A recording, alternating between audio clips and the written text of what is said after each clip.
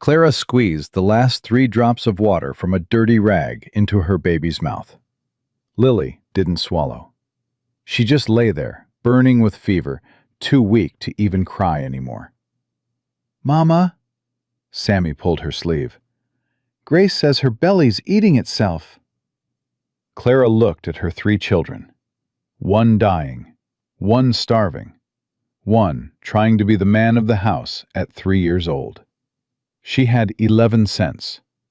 11 cents and a prayer that had gone unanswered for 6 days straight. Today she would beg. Today she would crawl if she had to. Subscribe now, watch until the end, and drop your city in the comments. Let me know how far this story travels. Clara stopped praying 4 months ago when they lowered Samuel into the ground. But standing outside Miller's General Store with her dying baby in her arms, she tried one more time. "Please, just this once. I ain't asking for myself." Lily didn't move. 14 months old and light as a corn husk. The fever had been burning for 3 days now, and Clara knew what that meant. She'd seen it before. Children in this town dropped like flies when summer hit hard, and this summer was the worst anyone could remember. "Mama, I'm hungry." Grace tugged at her skirt. 2 years old, with big brown eyes that used to sparkle. Now they just looked empty. "I know, baby. Mama's gonna fix it." Sammy stood guard in front of them, his little fists balled up. 3 years old and already carrying the weight of a man. Samuel had told him before he died, "You're the man now, son. Take care of your mama and sisters." What kind of burden was that to put on a child? "You stay right here," Clara told him. "Don't move. Don't talk to nobody." "Where you going?" "Inside, to get us some food." Sammy's jaw set hard. "I'm coming with you."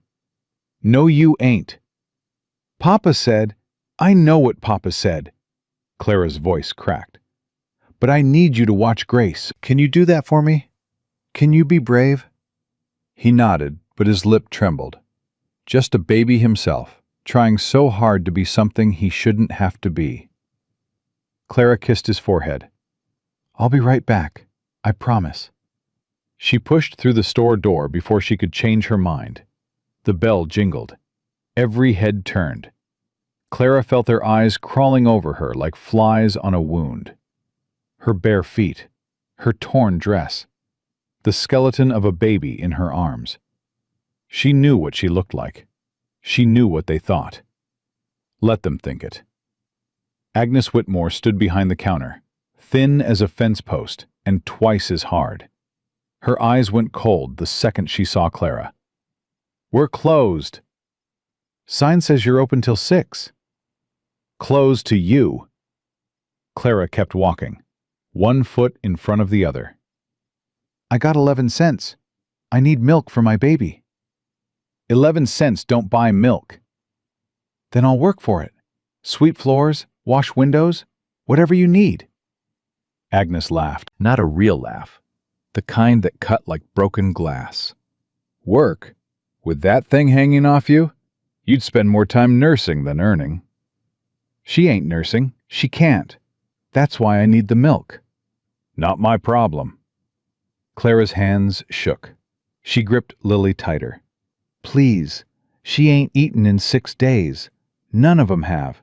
I'm begging you." "Then beg somewhere else." Mrs. Crawford stepped forward from the dry goods section. Church lady. Sunday smile that never reached her eyes. "Agnes is right, dear. Perhaps you should consider other arrangements. The children could be placed with proper families. Families who can actually provide for them." Clara's blood went cold. "They're mine." "For now. But the law says—" "I don't care what the law says. They're mine and they stay with me." "Even if they starve?" Mrs. Crawford tilted her head like she was talking to a slow child. "What kind of mother watches her babies starve?" "The kind who die before giving them up." Silence. Clara hadn't meant to say it so loud, hadn't meant for her voice to shake like that. But there it was, hanging in the air between them. Agnes recovered first. "Get out of my store. I ain't leaving without—" "Henry!" Agnes called toward the back. "We got trouble." Sheriff Dawson appeared from behind a shelf, looking like he wished he was anywhere else. Old man, tired eyes. He'd been a good lawman once, folks said, before the politics got to him. "Now, ladies, let's all just—" "She's trespassing, Henry. Remove her." Dawson looked at Clara, looked at the baby in her arms. Something flickered across his face. Might have been shame, but it disappeared quick. "Ma'am, I think you'd better go." "My baby's dying." "I understand, but—" "No, you don't understand." Clara stepped closer, and Dawson actually backed up. "You got a roof over your head. You got food in your belly. You got a wife who makes you supper every night. You don't understand nothing about what I'm going through." "Mama!" Clara spun around. Sammy was standing in the doorway, Grace's hand clutched in his. His face was white with fear. "I told you to stay outside." "Grace was crying. She wanted you." Clara's heart cracked right down the middle. She'd been so focused on Lily, she'd forgotten about the other two. What kind of mother did that make her? "Get them out," Agnes said to Dawson. "All of them. Now." "Please," Clara started. "I said now." Dawson reached for Clara's arm. She jerked away. "Don't you touch me. Don't you dare." The door slammed open. Every person in that store went dead silent. He filled the doorway like thunder fills the sky. Clara had never seen a man that big. Had to be 6.5 feet, maybe more, with shoulders wide as a wagon bed. His hands looked like they could crush stone. His face was all hard lines and weather, like the land itself had carved him. But his eyes were something else. Gray like storm clouds, deep like wells, and haunted. God, they were haunted. Clara had seen that look before, in the mirror, every single day since Samuel died. This man knew loss, real loss, the kind that hollowed you out and left nothing behind. "Josiah?" Sheriff Dawson's voice changed, straightened up like a soldier. "Didn't expect you today." The giant didn't answer. His eyes swept the room, the gawking customers, the sneering church ladies, the cornered widow with 3 starving children. They stopped on Clara, on Lily, limp and barely breathing, on Grace, tears streaming down her dirty face, on Sammy, still standing guard with his tiny fists. Something shifted in those gray eyes. The hardness cracked, just for a second. "What's happening here?" His voice was low, rough, like gravel in a dry creek bed. Agnes jumped in quick. "Nothing to concern yourself with, Mr. Cole. Just a vagrant causing trouble. We're handling it." Josiah Cole didn't look at her, didn't take his eyes off Clara and the children. "Is that what you are, ma'am? A vagrant?" Clara lifted her chin. "I'm a widow with 3 hungry children. That's what I am." "How long since they ate?" 6 days. His jaw tightened. Clara saw his hands clench at his sides. 6 days, he repeated quietly. And these good Christian folks couldn't spare a cup of milk. "Now hold on," Agnes started. "I ain't talking to you." 3 words, flat and cold. Agnes's mouth snapped shut. Josiah stepped forward. Every customer backed away like the Red Sea parting. He stopped directly in front of Clara, and up close she could see the scar running down his left arm, could see the lines of grief etched deep around his mouth. "Your baby's got fever. 3 days now. She needs a doctor. I can't afford—" "I didn't ask what you could afford." He pulled out a leather wallet and turned to Agnes. "How much for everything she needs? Milk, bread, medicine, all of it." Agnes blinked. Well, How much? That depends on... He started counting bills onto the counter. More money than Clara had ever seen in one place. He just kept counting, his weathered hands steady, his eyes never leaving Agnes's face. That's too much, Agnes said. Then fill it up. 2 baskets. Whatever they need for a week. He paused, and his voice dropped low. And if I find out you shorted her even a single cracker, I'll be back. We clear? Clara watched in disbelief as Agnes Whitmore, the same woman who'd refused her 11 cents, scrambled to fill baskets with food. Bread, milk, cheese, salt pork, even a small bottle of honey. Mrs. Crawford had disappeared. Sheriff Dawson was studying his boots real hard. The other customers had suddenly found the wallpaper fascinating. Josiah picked up both baskets and turned to Clara. Let's go. Clara didn't move. I don't know you. No, you don't. I don't take charity from strangers. This ain't charity. Then what is it? He was quiet for a moment. Those gray eyes searched her face, and Clara had the strangest feeling he was looking for something. Something he'd lost a long time ago. It's me, trying to do something right, he said finally. Something I should have done a long time ago. You can trust me or not, that's your choice. But your baby needs to eat, and she needs a doctor. So you can stand here arguing with me, or you can let me help. What's it going to be? Sammy tugged at Clara's skirt. Mama, he bought us food. That makes him good, right? Clara looked down at her son, then at Grace, who had stopped crying and was staring at the giant man with something like wonder. Then at Lily, still burning up, still barely breathing. Pride was a luxury she couldn't afford. Not anymore. Fine, she said. But if you try anything, I won't. You don't even know what I was going to say. Didn't need to. He headed for the door. My wagon's outside. Let's move. The sun hit Clara like a fist when she stepped outside. Texas summer. 100 degrees easy, maybe more. The kind of heat that killed cattle and cracked earth and stole the life right out of you. Josiah helped her up onto the wagon seat. His hands were gentle, nothing like she expected from a man that size. Sammy, you sitting back with your sister. Hold on tight. Yes, sir. Sir. Sammy had never called anyone sir except his daddy. Clara's throat tightened. Josiah climbed up beside her and pulled a bottle of milk from the basket. Get her to drink. Little sips. Too much too fast, and she'll choke. Clara brought the bottle to Lily's lips. The baby didn't respond. Come on, sweetheart, please. Nothing. Please, Lily. Mama needs you to try. Still nothing. Clara felt panic clawing up her chest. She won't. She's not. Easy. Josiah's voice was calm, steady. Tip her head back just a bit.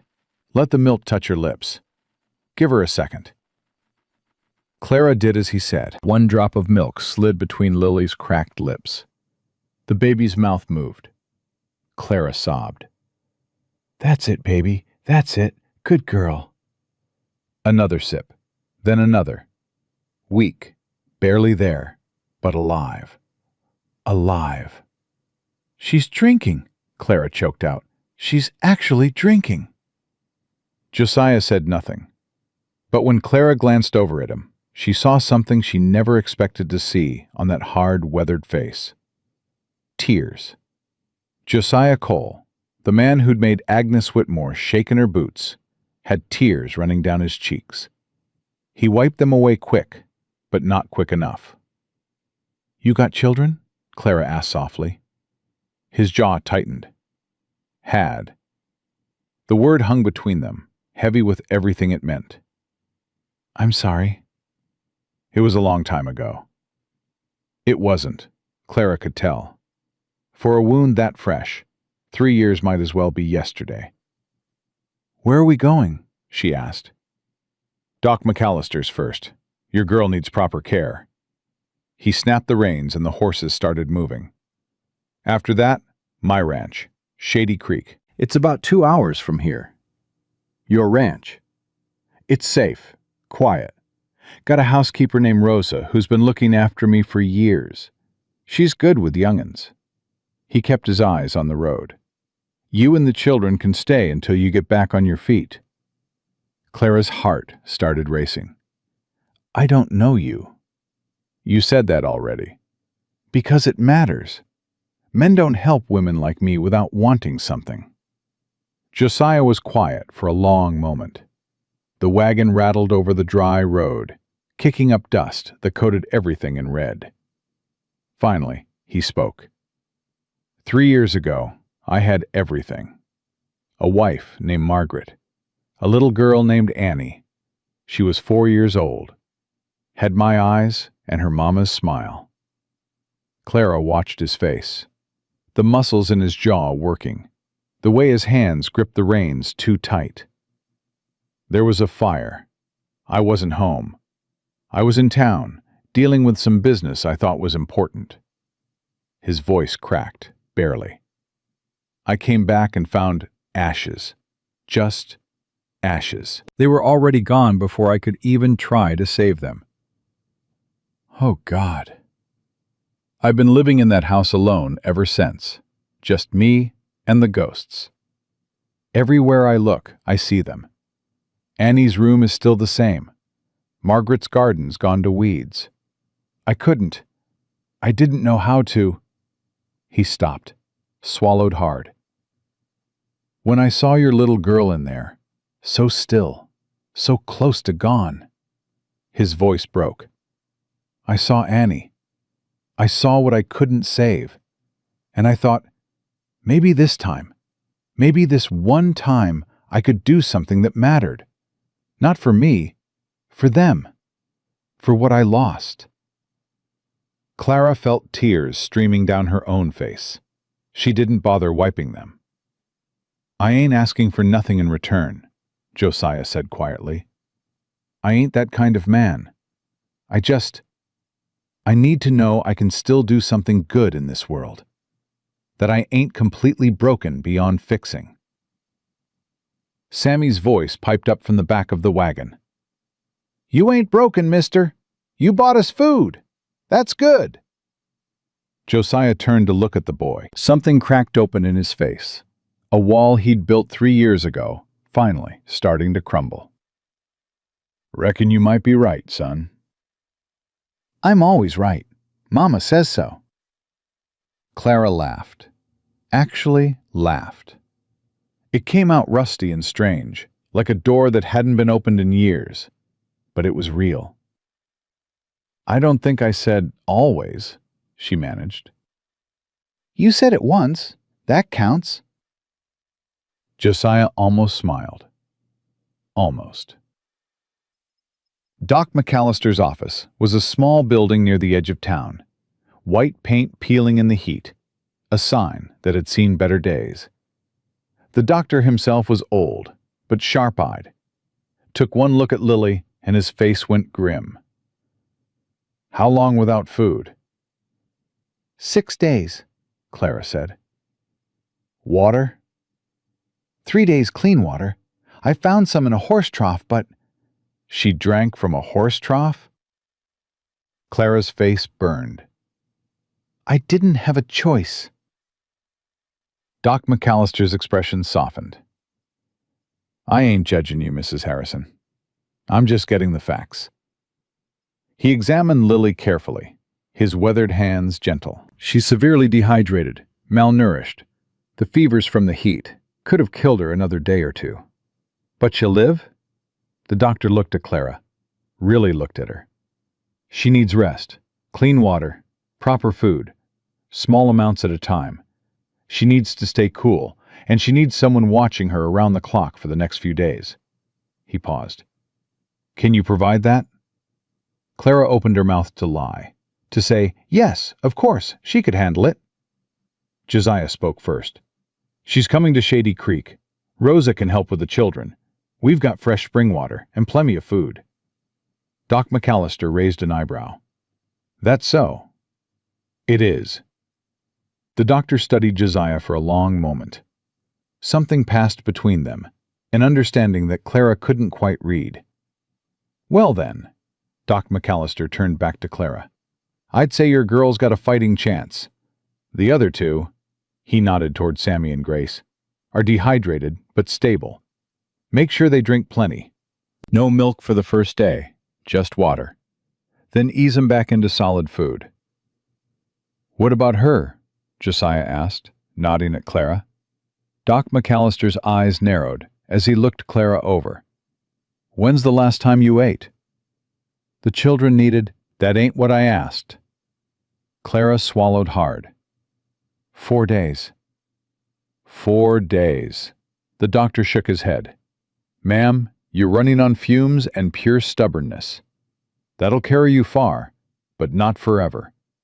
You need food and rest just as much as your young'uns do." "I'll be fine." "You'll be dead if you keep this up. Then what happens to them?" He jerked his thumb toward the children. "You ain't no good to nobody if you run yourself into the ground." Clara had no answer for that. Josiah paid the doctor and gathered up the children. "We need to get moving. Want to reach the ranch before dark."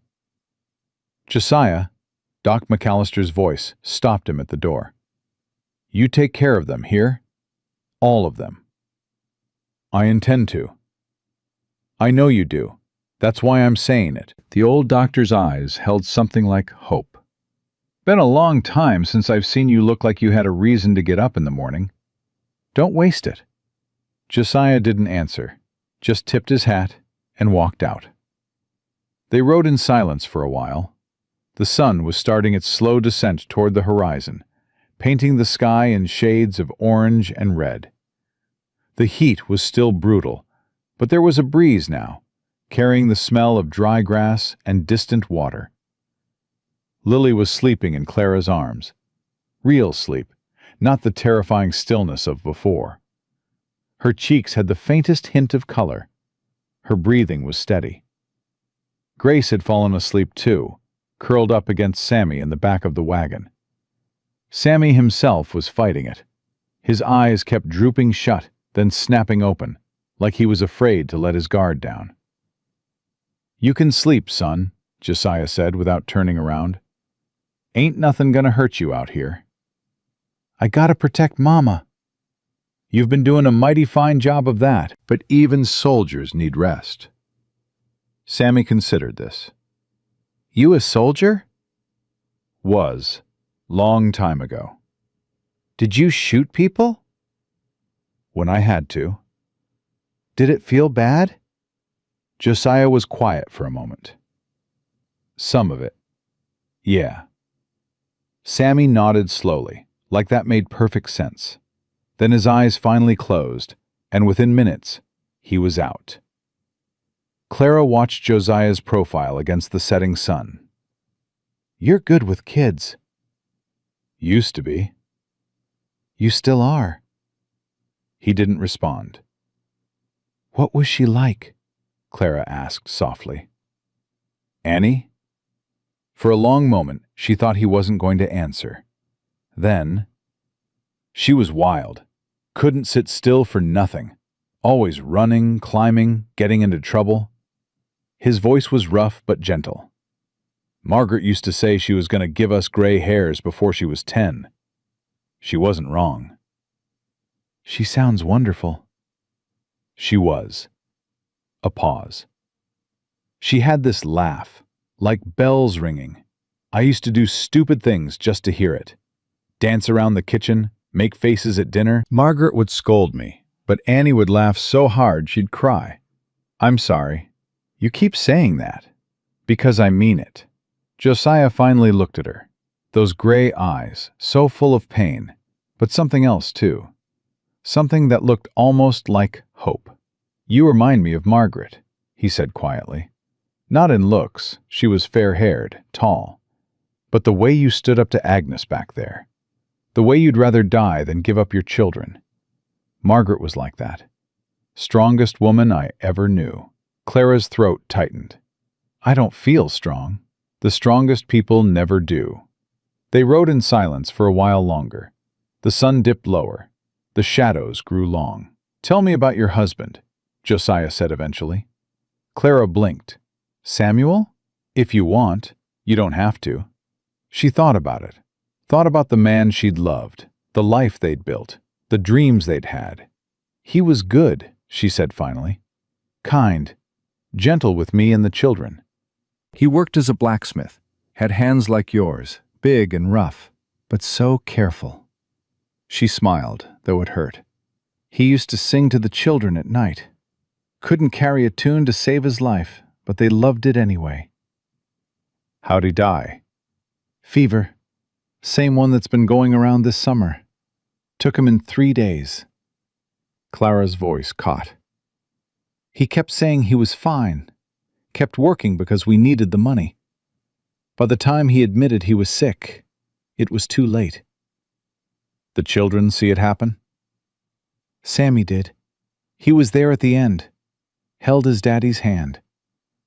Josiah closed his eyes. That's a hard thing for a boy to carry. I know. I tried to shield him, but... She shook her head. He's different now, older. Like something inside him grew up too fast. He's trying to fill shoes that are too big for him. Yeah. That's going to break him if you let it.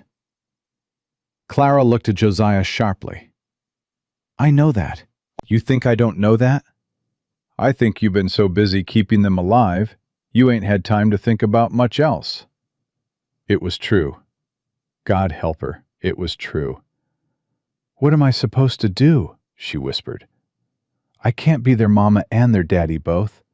I can't fill that hole in their hearts. I can barely keep them fed.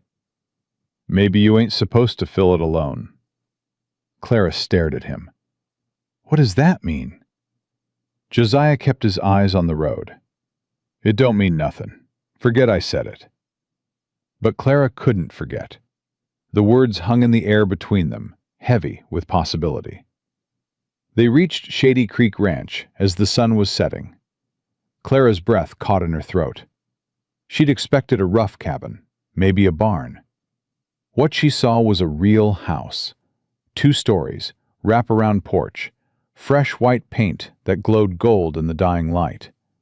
And beyond it, rolling hills dotted with cattle. A windmill turning lazy in the evening breeze. A creek that sparkled like silver in the distance. This is yours? Clara whispered. Yeah. It's beautiful. Josiah didn't respond, but Clara noticed his hands tighten on the reins. An older Mexican woman appeared on the porch as they pulled up. She wiped her hands on her apron and hurried down the steps, her face a mixture of surprise and hope. Senor Cole, you are home early? She stopped when she saw Clara and the children. Her eyes went wide. Rosa, this is Mrs. Harrison and her young'uns. They're going to be staying with us for a while. Rosa looked at the sleeping children, at Lily, so small and still in Clara's arms, at Clara herself, thin and worn and barely holding on. Then she did something Clara didn't expect. She started to cry. Gracias a Dios, she whispered, crossing herself. Finally there are children in this house again.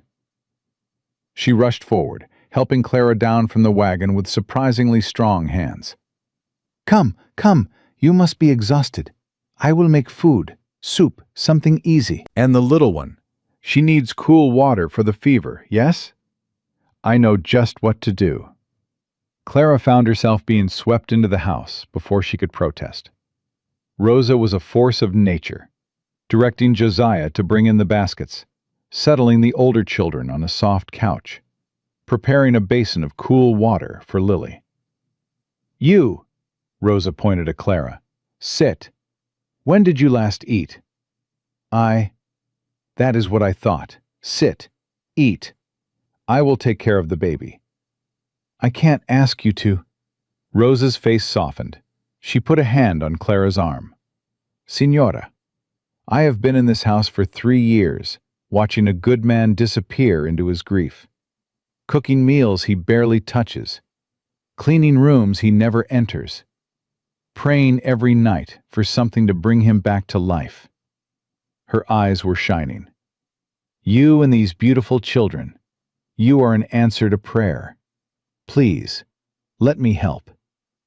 Clara's walls crumbled. The ones she'd built so carefully over the past 4 months. The ones that had kept her going through hunger and cold and despair. She sat down at the kitchen table and cried. Rosa held her, didn't say a word, just held her while she sobbed out 4 months of grief and fear and loneliness.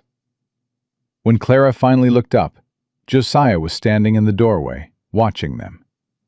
His face was unreadable, but his eyes were wet again. I'm sorry, Clara managed. I don't know what came over me. Don't apologize. His voice was rough. It's been 3 years since I heard someone cry in this house. Missed the sound, strange as that is. Rosa gave him a look. You cry every night, Signor. You think I don't hear? Josiah's face flushed. Rosa. I am just saying, there is no shame in tears. Tears mean you loved. Tears mean you still have a heart. She turned back to Clara. Now, eat, both of you. The children are settled. The baby is cooling down.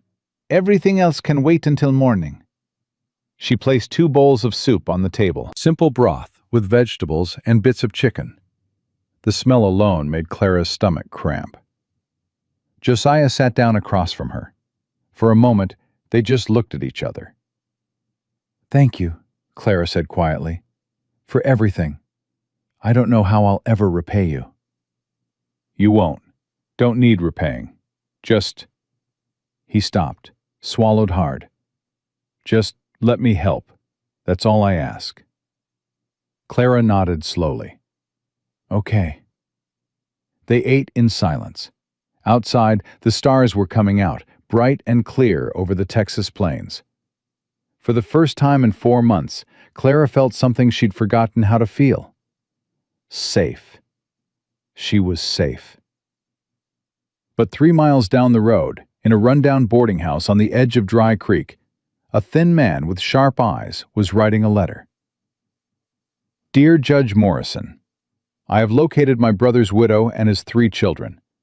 As Samuel's only living relative, I am requesting immediate custody of the minors. The mother is clearly unfit. She has been living in an abandoned barn and accepting charity from strange men. The children deserve better than this shameful existence.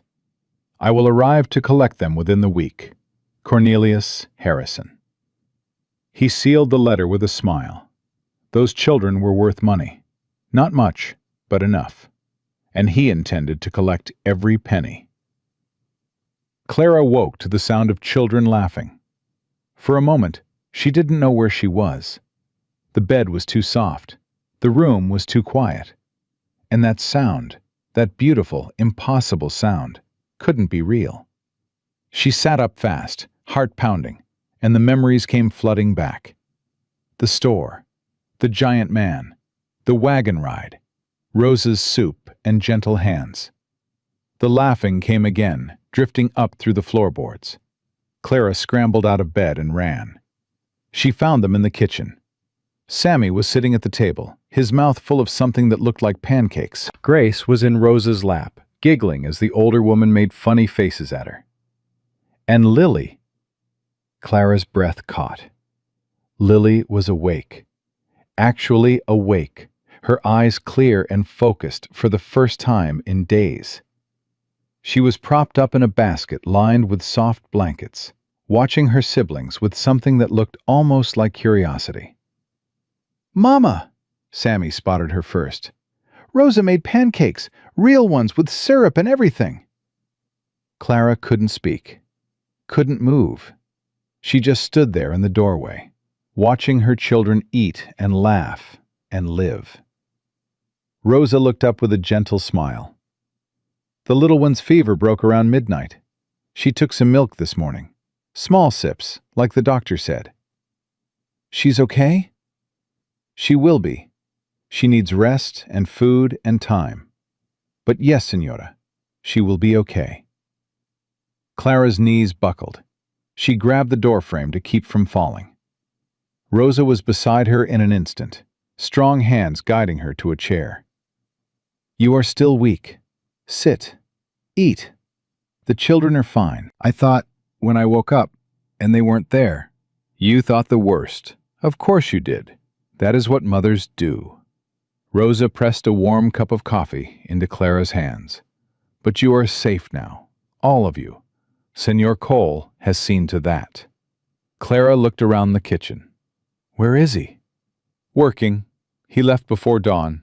Said he didn't want to disturb you. Something in Rosa's voice made Clara pause. Does he always leave that early? Rosa's smile faded. He leaves early so he doesn't have to walk past Annie's room in the daylight. He comes home late so he doesn't have to eat dinner alone at that table. She nodded toward the dining room. 3 years, and he still can't bear to sit where his family used to sit. Clara thought about what Josiah had told her, about the fire, about coming home to ashes. How does he do it? She asked quietly. How does he keep going? He doesn't. Not really. He exists. He works. He sleeps. Rosa's eyes were sad. But living? That stopped the day they died. Until yesterday. What happened yesterday? Rosa looked at her like the answer was obvious. You happened, Senora. You and these beautiful children. I have not seen him cry in 3 years. Last night, I heard him weeping in his room. Not from sadness. From something else. Something like hope. Clara didn't know what to say to that, so she just drank her coffee and watched her children eat pancakes, and tried not to think about what any of it meant. Sammy finished his breakfast and wiped his mouth with the back of his hand. Mama, can I go see the horses? Rosa said there's horses. I don't know, baby. We should probably stay inside. Senor Cole said he could visit the barn whenever he wanted. Rosa winked at Sammy. He also said there might be a pony who needs a friend. Sammy's eyes went huge. A pony? A real pony? A real pony. His name is Dusty. He is very old and very gentle and very lonely. Sammy looked at Clara with such desperate hope that she couldn't say no. Fine, but you stay where Rosa can see you, and don't touch anything without asking first. Yes, Mama. He was out the door before she could change her mind. Grace squirmed in Rosa's lap. Me too. Me see pony. You're too little, baby girl. Not little, big girl. Rosa chuckled. Perhaps later, pequeña. For now, you stay with Mama and help me bake bread. Would you like that? Grace considered this. I get to eat the bread? All the bread you want. Okay. She settled back, satisfied. Clara watched Rosa handle her daughter with easy confidence. You're good with children. I raised 5 of my own. They are grown now, scattered across Texas. I see them when I can. Rosa's face softened. But this house has been too quiet for too long. It was meant for children, for laughter, for life. Why did you stay, after his family died? Rosa was quiet for a moment. Because someone had to. Because he would have died too, without someone to make sure he ate and slept and kept breathing. She paused. And because Margaret was my friend. She asked me once, near the end, not that we knew it was the end, she asked me to look after him if anything ever happened to her. I promised I would. Clara felt tears prick her eyes. She sounds like she was a good woman. The best. Too good for this world, maybe. Annie was the same. Rosa's voice caught. That little girl had so much joy in her. She would run through this house like a wild thing, laughing and singing. Josiah used to chase her around the kitchen, growling like a bear. Margaret would scold them both, but you could see she loved it. And now? Now the house is silent. Now we can't even walk into Annie's room without falling apart. Rosa looked at Clara with fierce intensity. You asked how he keeps going. The truth is, he doesn't know how to stop. He wakes up every day hoping it will hurt less, and every day it hurts the same. That is not living, Senora. That is just waiting to die. Clara thought about her own grief, the way it sat in her chest like a stone, the way she sometimes forgot to breathe when she thought about Samuel. I understand that feeling, she said quietly. I know you do. That is why you are here. Not because Senor Cole wanted to save you, though he did, but because maybe, just maybe, you can save each other. Before Clara could respond, the kitchen door burst open. Sammy stood there, his face white as chalk. Mama, there's a man outside. He says he's looking for you. Clara's blood went cold. What man? Skinny man, mean eyes. He's talking to Rosa's husband by the barn. Rosa frowned. Miguel would have sent him away. Who would come all the way out here looking for... Cornelius. The name came out of Clara like poison. Oh God, it's Cornelius. She was on her feet before she knew what she was doing, grabbing Grace and heading for the door. Rosa caught her arm. Who is Cornelius? My husband's brother. Clara's voice shook. He wants the children. He's been trying to take them since Samuel died. Take them? Why? Because Samuel left a small inheritance, a few $100s. Cornelius thinks if he has the children, he can claim it. Clara's hands were trembling. He's a terrible man, Rosa. Cruel. Samuel cut him off years ago for stealing from their parents. If he gets his hands on my babies... He will not. The voice came from behind them, deep and steady and absolutely certain. Josiah stood in the doorway, covered in dust and sweat, his massive frame blocking out the sun. His gray eyes were fixed on Clara's face. I heard there was a visitor. Miguel came to get me. It's my brother-in-law. He's here for the children. Josiah's jaw tightened. Over my dead body. He strode past her and out into the yard. Clara followed, her heart hammering. Cornelius Harrison stood by the barn, looking exactly like Clara remembered him. Thin and sharp-faced, with eyes like a snake and a smile that never reached them. He was dressed in city clothes that were already wilting in the Texas heat, and he held a leather folder in his hands like a weapon. Clara, dear. His voice was silk over glass. I've been looking everywhere for you. Go away, Cornelius. Now, is that any way to greet family? He spread his hands in mock innocence. I came all this way out of concern for my brother's children. The poor things, living in squalor, begging in the streets. Imagine my horror when I heard. They're fine now. They don't need your concern. Don't they? Cornelius's eyes slid to Josiah, who stood like a wall between them. And who is this, your new benefactor? The way he said the word made Clara's skin crawl. I'm Josiah Cole, Josiah said evenly. This is my ranch. You're trespassing. Trespassing? I'm simply visiting my family. Cornelius's smile widened. Or are you planning to keep a man from seeing his own nieces and nephew? I'm planning to keep a snake away from children who don't want him here. Cornelius's smile flickered. Strong words from a stranger. I wonder what people in town would think if they knew you were keeping a widow and her children locked away on your property. Some might call that inappropriate. Some might call it Christian charity. And some might call it something else entirely. Cornelius pulled a document from his folder. I have a letter here from Judge Morrison. It says I have a legitimate claim to custody of Samuel Harrison's minor children. Their mother is clearly unfit. I am not unfit. You were living in an abandoned barn, Clara. Your children were starving. The baby nearly died. Cornelius shook his head with false sympathy. The courts take a dim view of mothers who let their children suffer. Clara felt the ground tilt beneath her feet. I did everything I could. Did you? Or did you wait until a strange man came along and offered you a better arrangement? Cornelius's eyes glittered.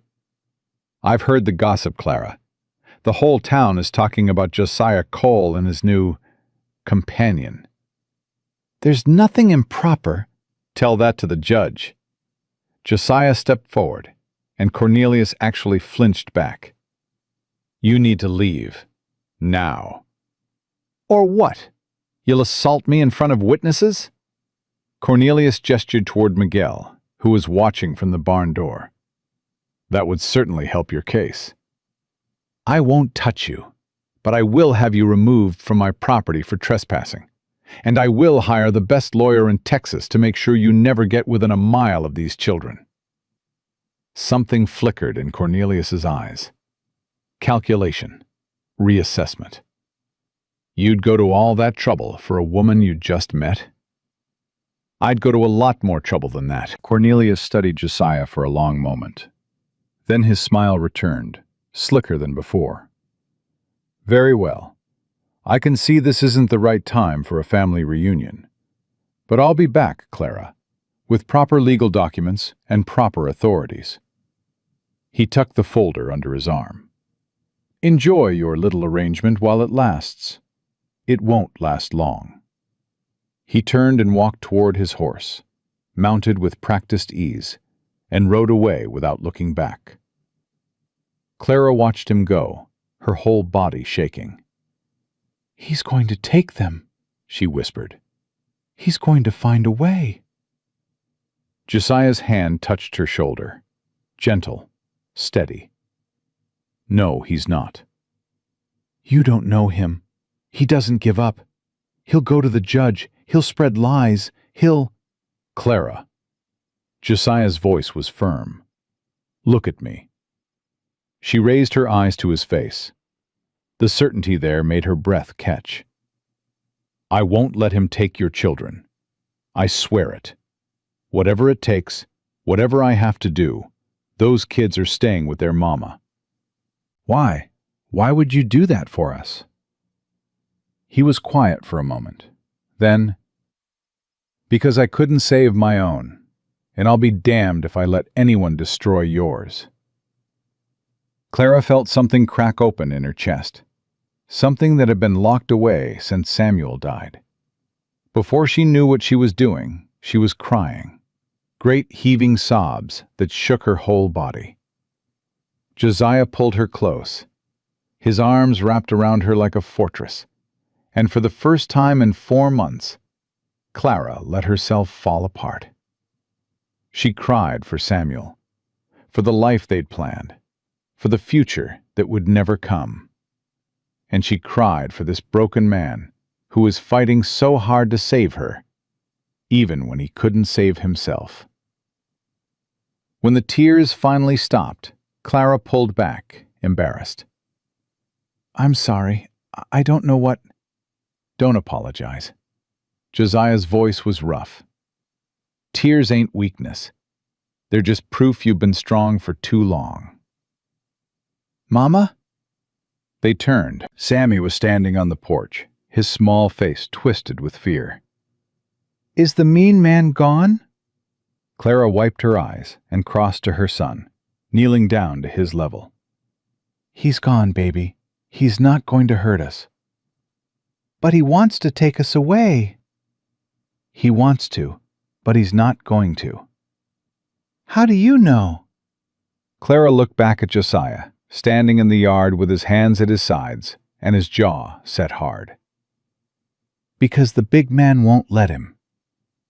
Sammy studied Josiah for a long moment. Then he nodded, some of the fear draining from his face. Okay, I trust the big man. Josiah's face did something complicated, a mixture of pain and hope that made Clara's heart ache. He walked over and knelt down next to Sammy. I made your mama a promise just now. I'm gonna make you the same one. Nobody's taking you or your sisters anywhere. This is your home now, for as long as you want it. You hear me?" Sammy's lower lip trembled. "You promise? Cross your heart?" Josiah crossed his heart with one massive finger. "Cross my heart." Sammy threw his arms around Josiah's neck. The big man froze. Clara could see him struggling, with the memories, with the pain, with the ghost of another child who used to hug him like this. Then, slowly, his arms came up and wrapped around the boy. "It's okay, son," he murmured. "I've got you. I've got all of you." And standing there in the Texas sun, watching her son cling to a stranger who had become their salvation, Clara felt something she hadn't felt in a very long time. She felt hope. The afternoon passed in a blur of activity. Rosa put Clara to work in the kitchen, insisting that busy hands helped quiet minds. Grace helped by making a mess of the flour, which made everyone laugh. Sammy spent hours in the barn with Miguel, learning about horses and cattle and the dozens of small tasks that kept a ranch running. And Lily, miracle of miracles, stayed awake for almost 2 hours, watching everything with bright, curious eyes. When evening came, Josiah returned from the fields, looking exhausted but less haunted than before. He paused in the doorway of the kitchen, watching the scene before him. Clara at the stove, stirring something that smelled like heaven. Rosa teaching Grace to knead dough, both of them covered in flour. Sammy setting the table with careful concentration, counting out plates and forks like they were precious treasures. Lily in her basket, making soft cooing sounds. "Signor Cole," Rosa noticed him first. "You're early tonight." Didn't seem right to stay away. His eyes found Clara's. "How is everyone?" "Better." Clara's voice was soft. "So much better." Dinner was loud and messy and wonderful. Grace spilled her milk twice. Sammy talked non-stop about horses. Even Lily seemed to enjoy the chaos, waving her tiny fists at the noise. And Josiah. Clara watched him watching them, and she saw something in his face that hadn't been there before. Life. After the children were settled in bed, Clara found herself on the porch with Josiah, watching the stars come out over the Texas plains. "Thank you," she said quietly, "for today, for standing up to Cornelius." "Don't need to thank me." "Yes, I do. You didn't have to get involved. You could have let him take us and saved yourself the trouble." Josiah was quiet for a long moment. "You know what I thought about when I saw him? When he was standing there with his snake smile and his legal papers?" "What?" "I thought about Annie. About what I would have done if someone had tried to take her from me." His voice went rough. "I would have killed them. Without hesitation. Without remorse. A father protects his children. That's what he does." "You're not their father." The words hung in the air between them, heavy with meaning. Josiah turned to look at her. In the moonlight, his gray eyes were almost silver. "No," he said quietly, "but I could be, if you wanted, if you'd let me." Clara's heart stopped. "What are you saying?" "I'm saying," he ran a hand through his hair, frustrated.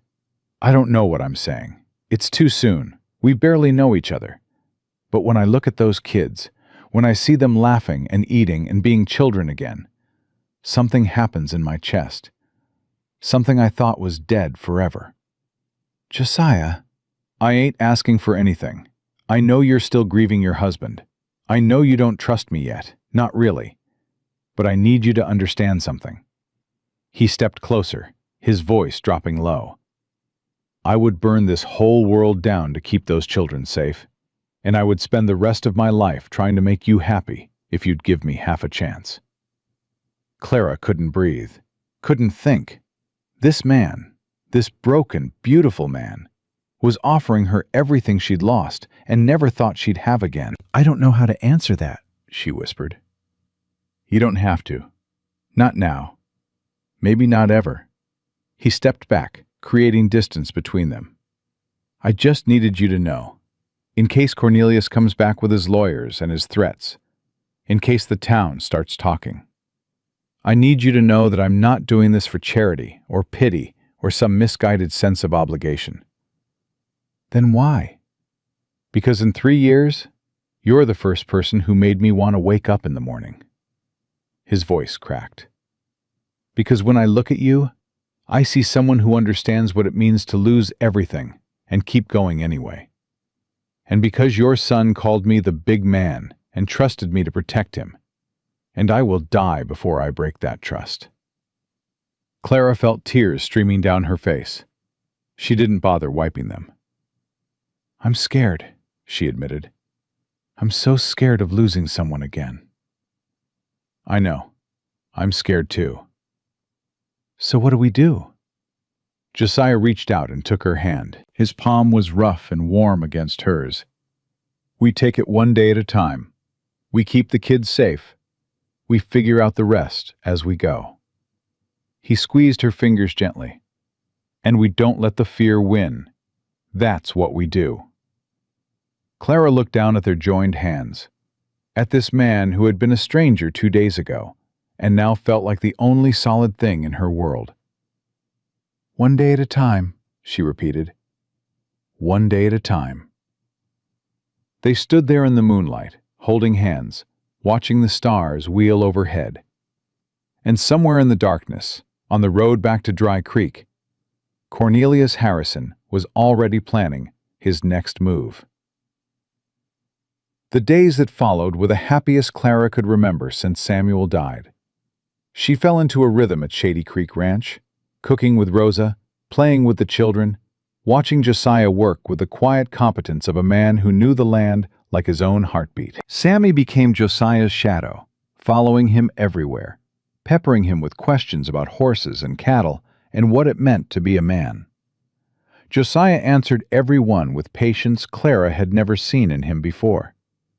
Grace started calling Rosa Abuela, which made the older woman cry with joy. And Lily, sweet, miraculous Lily, grew stronger every day. Her cheeks filled out. Her eyes grew bright. She started making sounds again, babbling at her siblings, reaching for things that caught her interest. But Clara knew it couldn't last. Not really. The town was talking. Rosa heard it when she went to buy supplies. Miguel heard it from the other ranch hands. Even Sheriff Dawson stopped by one afternoon, looking uncomfortable. "Just thought you should know," he said, standing on the porch with his hat in his hands. "There's been some concern about the situation here." "What kind of concern?" Josiah's voice was flat. "The kind that involves church committees and legal authorities." Dawson shifted his weight. "Cornelius Harrison's been making noise. Says you're keeping his brother's children against their will. Says there's something improper going on between you and the widow." "That's a lie." "I know it is. But lies spread faster than truth in this town." Dawson looked genuinely troubled. "I'm trying to keep a lid on it, Josiah, but there's only so much I can do." "What are you saying, Henry?" Dawson took a deep breath. "I'm saying you might want to think about making this arrangement official before someone forces the issue." "Official?" "Marriage, Josiah. I'm talking about marriage." The word landed like a thunderclap. Clara, who had been listening from just inside the door, felt her heart stop. Josiah's face went carefully blank. "That's quite a suggestion." "It's the only thing that'll shut the gossips up and cut Cornelius off at the knees. A married couple taking in the wife's children from a previous marriage?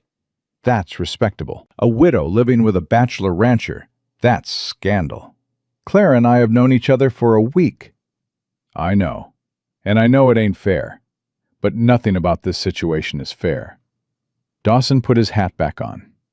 Just think about it. That's all I'm asking. He left without another word. Josiah stood on the porch for a long time, staring at nothing. Clara finally stepped outside. Josiah? He didn't turn around. How much did you hear? All of it. Then you know what he's suggesting. Yes. And what do you think? Clara moved to stand beside him, looking out at the land that had become her refuge. I think a week ago, I was counting 11 cents and praying my children would survive the night. I think you saved our lives. I think my son loves you already, and my daughters are learning to trust you. She paused. And I think I'm terrified of what happens if we don't find a way to make this work. Josiah finally turned to look at her. Clara, I won't ask you to marry me for convenience. That ain't fair to either of us. What if I asked you? His eyes widened. I'm serious. Clara's voice shook, but she kept going. You said you wanted to protect my children. You said you wanted to make me happy. Well, this is how we do it. We get married. We shut up the gossips. We cut Cornelius off before he can take my babies. Clara, I know it's not romantic. I know it's not how either of us imagined our lives going. But I'm tired of being scared, Josiah.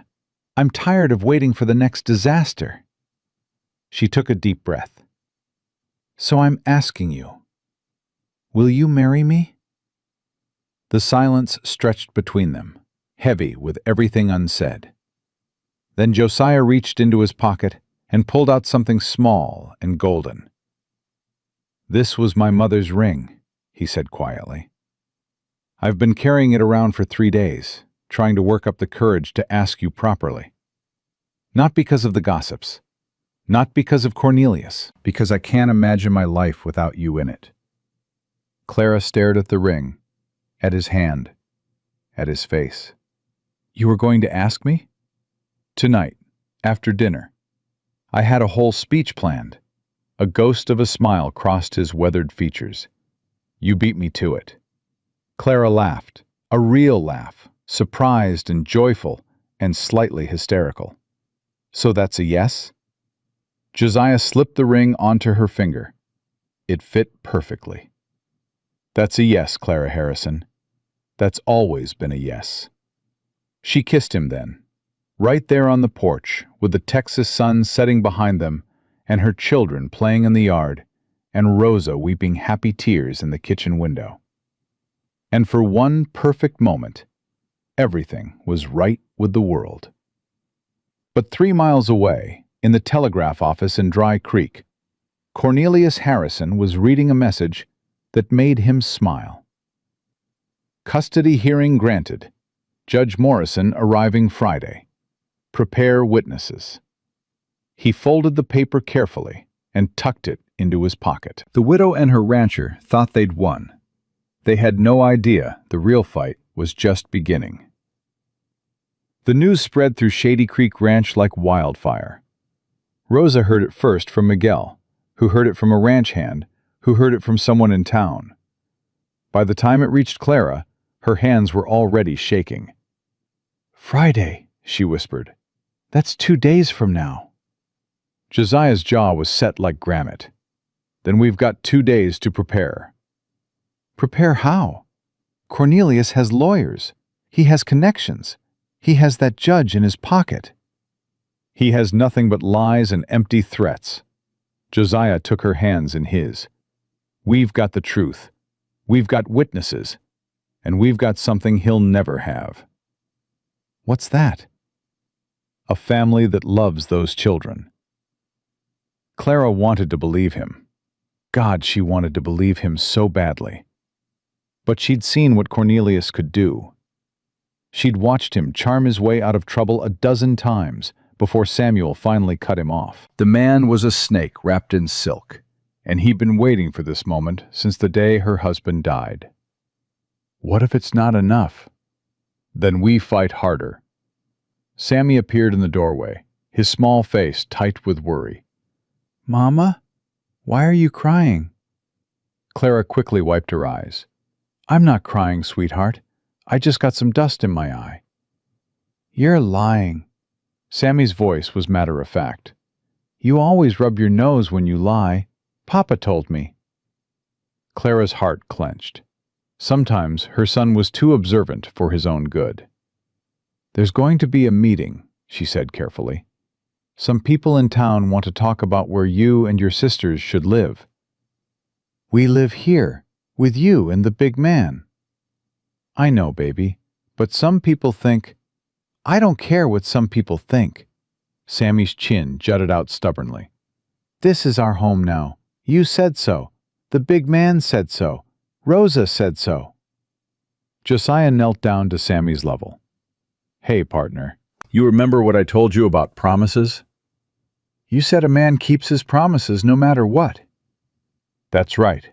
And what did I promise you? That nobody was going to take us away. And have I ever broken a promise to you? Sammy thought about it. No, sir. Then trust me now. Whatever happens in that meeting, you and your sisters are staying right here. With your mama. With me. Nobody's changing that. Sammy studied Josiah's face for a long moment. Then he nodded slowly.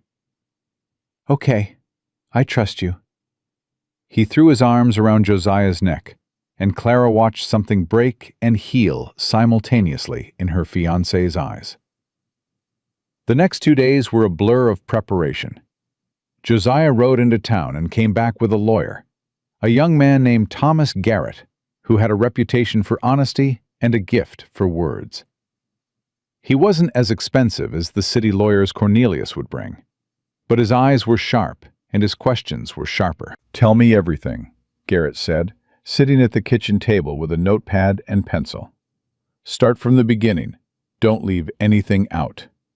So Clara told him about Samuel's death, about the mining company kicking them out, about the weeks of begging and scrounging and slowly starving, about the day she walked into Miller's General Store with 11 cents and a dying baby in her arms. Garrett wrote it all down without comment. When she finished, he looked at Josiah. And you? How did you come to be involved? Josiah's voice was rough. I walked into that store and saw a mother being humiliated for trying to feed her children. I saw a town full of so-called Christians turning their backs on a family in need. So I did what any decent person should have done. You're aware of what people are saying? About your relationship with Mrs. Harrison? I'm aware, and I don't give a damn. The judge might. The judge can think what he wants. Clara and I are getting married. That makes everything proper and legal. When's the wedding? Clara and Josiah exchanged glances.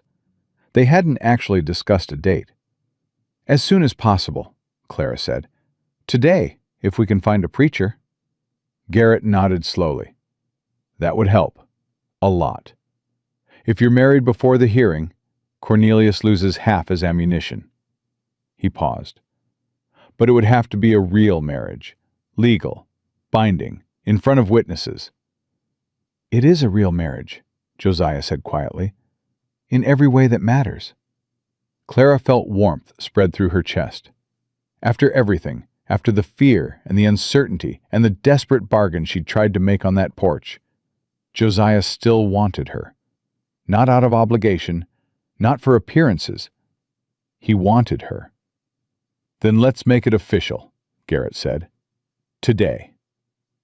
The wedding was nothing like Clara had imagined. No white dress, no flowers, no church full of well-wishers. Just a small parlor in the back of Sheriff Dawson's office, with Rosa crying happy tears and Miguel standing as witness, and the children fidgeting in their Sunday best. Reverend Hoskins, an elderly man with kind eyes and trembling hands, performed the ceremony. His voice was soft but steady as he read the vows.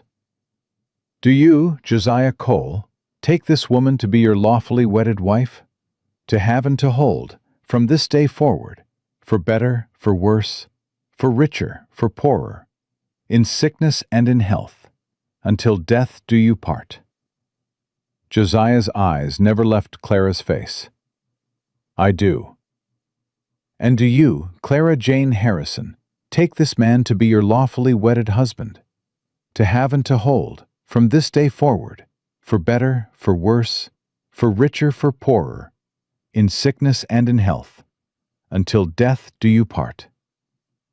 Clara thought about Samuel, about the life they'd planned, about the future she'd lost when fever took him. Then she looked at Josiah, at this broken, beautiful man who had saved her children and opened his heart to her, despite every reason to stay closed. "I do." "Then by the power vested in me by the state of Texas, I now pronounce you husband and wife." Reverend Hoskins smiled. "You may kiss the bride." Josiah kissed her gently, reverently, like she was something precious he was afraid to break. Sammy's voice cut through the moment. "Does this mean the big man is our papa now?" Clara looked at her son, then at Josiah. "What do you think?" Josiah knelt down to Sammy's level. "Only if you want me to be, partner. I ain't trying to replace your real papa. He'll always be your papa. But if you want, I could be something else, something new." Sammy considered this with the seriousness of a 3-year-old making a life decision. "Can I call you Pa? That's different from Papa." Something cracked in Josiah's face. The good kind of crack, the kind that let light in. "Yeah, son. You can call me Pa." Sammy hugged him hard.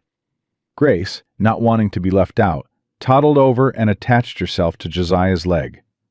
Even Lily, held in Rose's arms, seemed to sense the importance of the moment and cooed happily. Clara watched her new husband surrounded by her children, and for one perfect moment, she let herself believe everything would be okay. The moment didn't last. The hearing was held in the town hall, a large room that had been cleared of its usual tables and chairs to make space for Judge Morrison's bench. The whole town seemed to have turned out, some out of genuine concern, others out of morbid curiosity, and a few who clearly wanted to watch the drama unfold. Clara sat at a table with Josiah on one side and Thomas Garrett on the other. Her children were in the back of the room with Rosa, under strict instructions to stay quiet and still. Cornelius sat at the opposite table with 2 lawyers, city men in expensive suits, who looked down their noses at everyone in the room. He caught Clara's eye and smiled that snake smile of his. Judge Morrison was a heavy man with cold eyes and a permanent frown. He looked like he'd rather be anywhere else, which didn't bode well for anyone. "Let's begin," he said, banging his gavel. "This is a custody hearing regarding the minor children Samuel Harrison Jr., Grace Harrison, and Lily Harrison. The petitioner is Cornelius Harrison, uncle to the children. The respondent is Clara Harrison, Clara Cole, mother to the children." "Your Honor," one of Cornelius's lawyers stood. His name was Whitfield, and his voice oozed false sincerity. "Before we proceed, I'd like to note that the respondent was married less than 24 hours ago. This appears to be a transparent attempt to establish legitimacy where none exists." "Objection!" Garrett was on his feet. "Mrs. Cole's marriage is legal and binding. The timing is irrelevant." "The timing is highly relevant. It suggests the respondent knew she had no legitimate claim to her own children and attempted to manufacture one." Judge Morrison held up a hand. "I'll take the timing under advisement. Continue." Whitfield launched into his opening statement. Clara listened with growing horror as he painted a picture of her that bore no resemblance to reality. A neglectful mother, a woman of loose morals, someone who had let her children starve while she sought the comfort of a wealthy stranger. "We have witnesses who will testify that Mrs. Cole was seen begging in the streets. that her children were found in a state of severe malnutrition, that she was living in an abandoned structure unfit for human habitation. Whitfield paused for effect. And we have witnesses who will testify to the improper nature of her relationship with Mr. Cole, a relationship that began mere days after she arrived at his ranch. Clara's hands were shaking. She pressed them flat against the table to hide it. Garrett's response was calm and measured. Your Honor, my client lost her husband 4 months ago. She lost her home, her income, and her support system. She did everything humanly possible to keep her children alive in circumstances that would have broken most people. The fact that a kind stranger stepped in to help her is not evidence of impropriety. It's evidence that humanity still exists in this town. Pretty words, Whitfield sneered. But words don't change facts. The facts are that these children were in danger under their mother's care. The facts are that their uncle, their blood relative, is prepared to provide them with a stable, proper home. The facts, Garrett countered, are that Cornelius Harrison had 4 months to step in and help his brother's widow. 4 months during which he did nothing. He only appeared after Mrs. Cole had been taken in by Mr. Cole, a man of considerable means. One might wonder what Mr. Harrison's true motivations are. Cornelius's face darkened, but he said nothing. Judge Morrison looked bored. Call your first witness, Mr. Whitfield. The first witness was Agnes Whitmore. She took the stand with obvious relish, her sharp eyes glittering with satisfaction. Clara's stomach dropped. Mrs. Whitmore, Whitfield began, you were present in Miller's General Store on the day Mrs. Cole first encountered Mr. Cole. Is that correct? It is. Can you describe what you witnessed? Agnes leaned forward eagerly. That woman came into my store looking like death warmed over. Barefoot, filthy, with a baby that looked more dead than alive. She demanded food without money to pay for it. When I refused, as any responsible business owner would, she became hostile and aggressive. Objection, Garrett said mildly. The witness is characterizing, not testifying. Sustained. Stick to the facts, Mrs. Whitmore. Agnes's lips thinned. The facts are that she tried to get something for nothing, and when Mr. Cole walked in, she immediately latched onto him. A woman in her position, attaching herself to a wealthy widower? It was shameful. Did you observe any particular interaction between Mrs. Cole and Mr. Cole? I observed him paying for everything she wanted. I observed him leading her out of my store. I observed them leaving together in his wagon. Agnes's voice dripped with implication. Draw your own conclusions. Garrett stood for cross-examination. Mrs. Whitmore, you said Mrs. Cole demanded food without money. Did she, in fact, have any money? Agnes hesitated. She said she had 11 cents. 11 cents to feed 3 children, one of whom was dying, and you turned her away.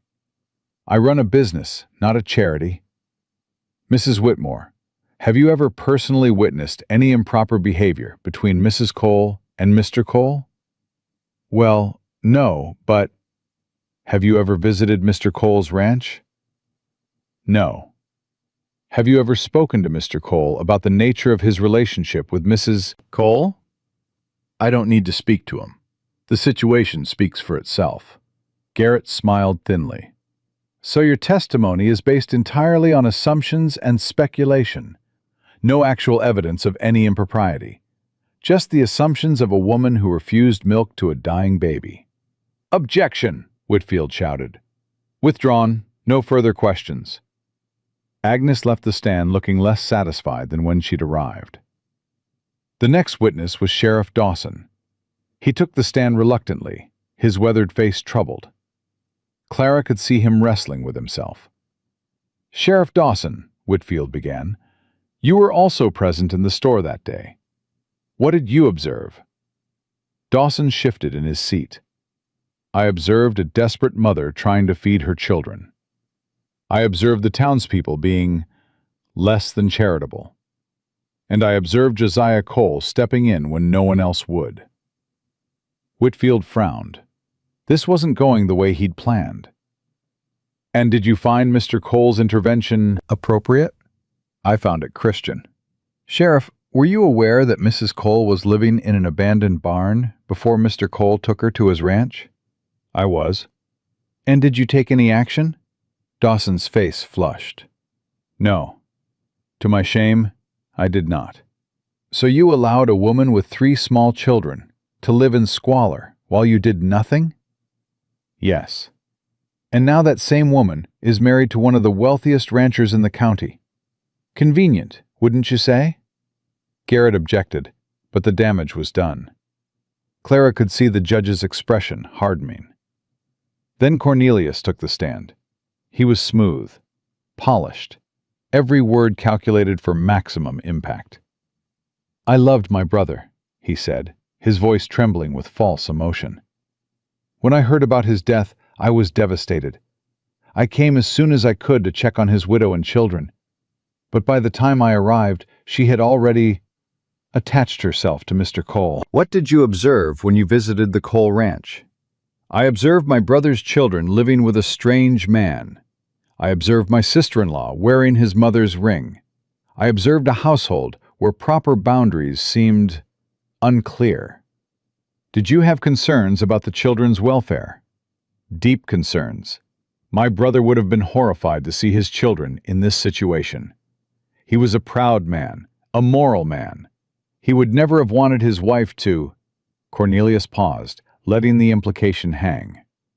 Well, you understand. Clara was shaking with rage.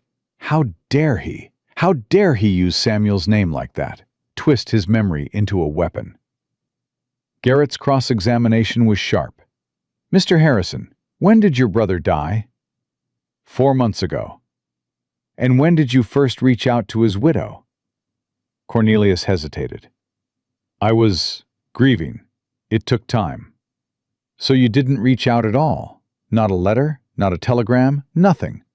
Not until you heard she was living with a wealthy rancher? That's not... Mr. Harrison, isn't it true that your brother cut off contact with you 3 years ago? Cornelius's face went pale. I don't see what that has to do with... Isn't it true that Samuel Harrison accused you of stealing money from your elderly parents? That he called you a disgrace to the family name? Those were lies.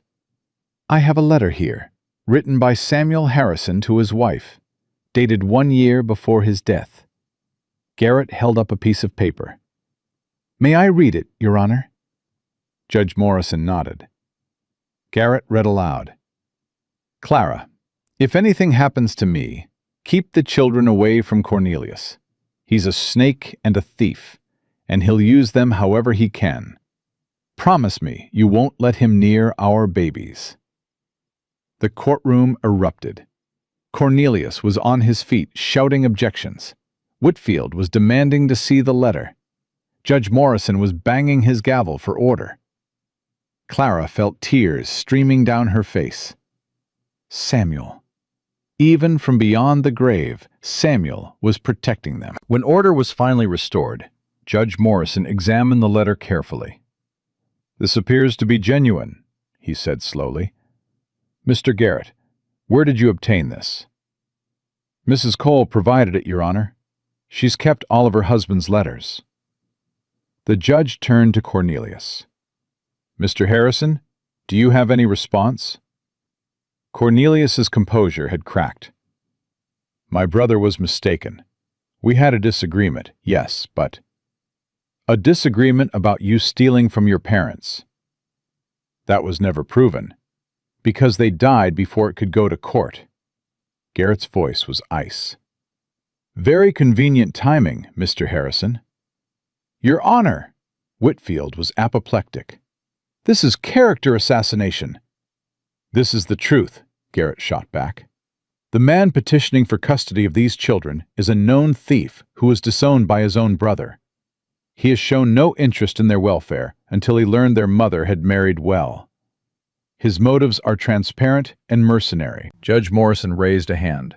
Enough. I've heard enough. He looked at Clara. "Mrs. Cole, do you have anything to say before I render my decision?"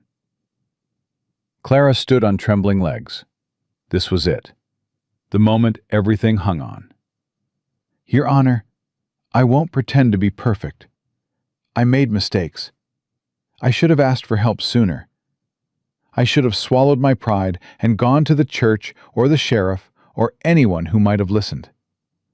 But I didn't, and my children suffered for it." Her voice broke, but she kept going. "What I can tell you is that I love my children more than anything in this world. I would die for them without hesitation. And when everyone else turned their backs on us, Josiah Cole stepped in. Not because he wanted anything from me, not because he was looking for a wife or a mother for the children he lost. He did it because he's a good man who couldn't stand to watch innocent children suffer." She turned to look at Josiah, at this man who had become her husband, her partner, her rock. "We didn't plan to fall in love. We didn't plan any of this. But I love him, and he loves my children like they were his own. And if you take them away from us, if you give them to a man their own father called a snake, you won't be protecting them. You'll be destroying them." The courtroom was silent.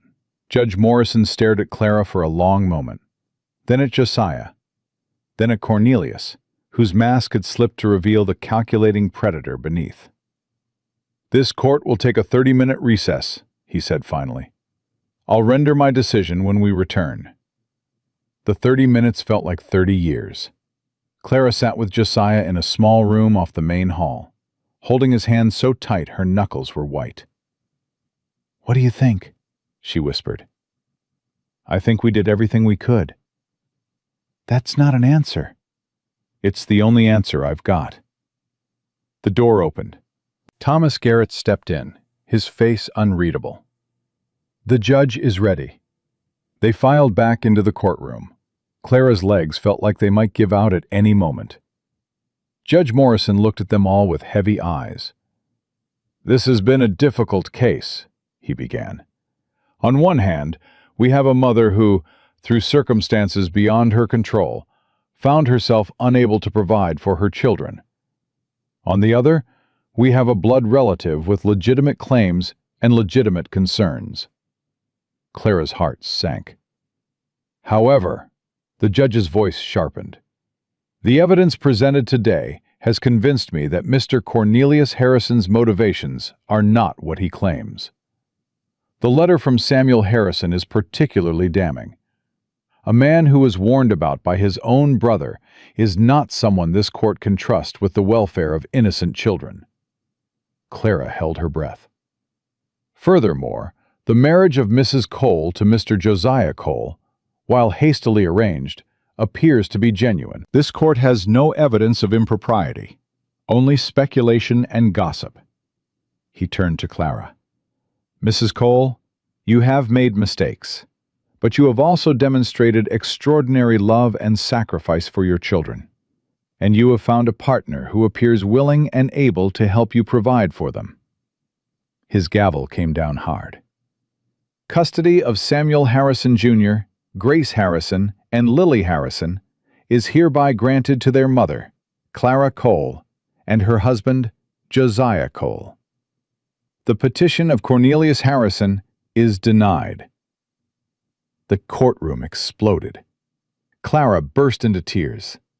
Josiah pulled her into his arms.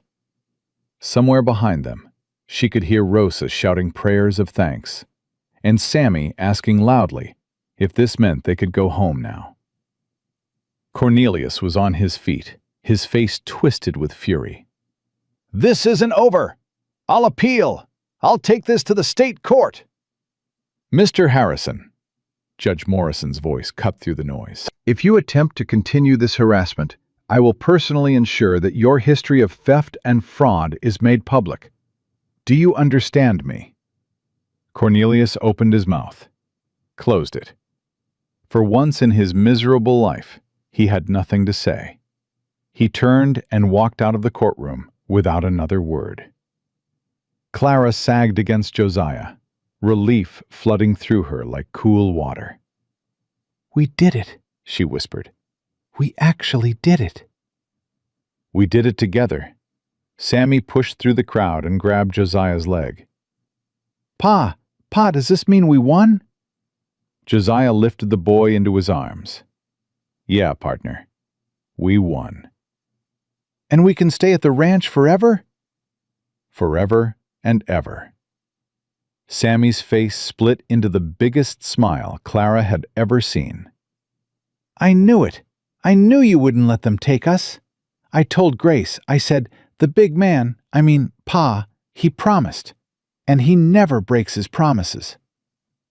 Clara watched her son in her husband's arms, and her heart swelled until she thought it might burst.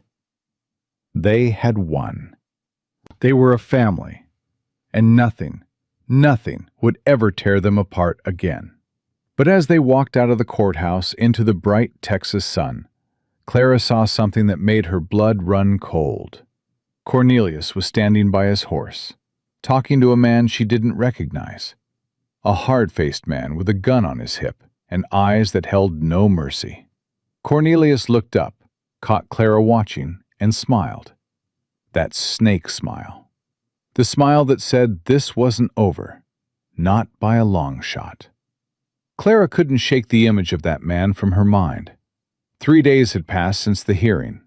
3 days of peace, of laughter, of pretending everything was fine. But every time she closed her eyes, she saw Cornelius talking to that stranger, that hard-faced man with the gun on his hip. "You're doing it again." Clara startled. Josiah was watching her from across the kitchen table, his coffee growing cold in his hands. "Doing what?"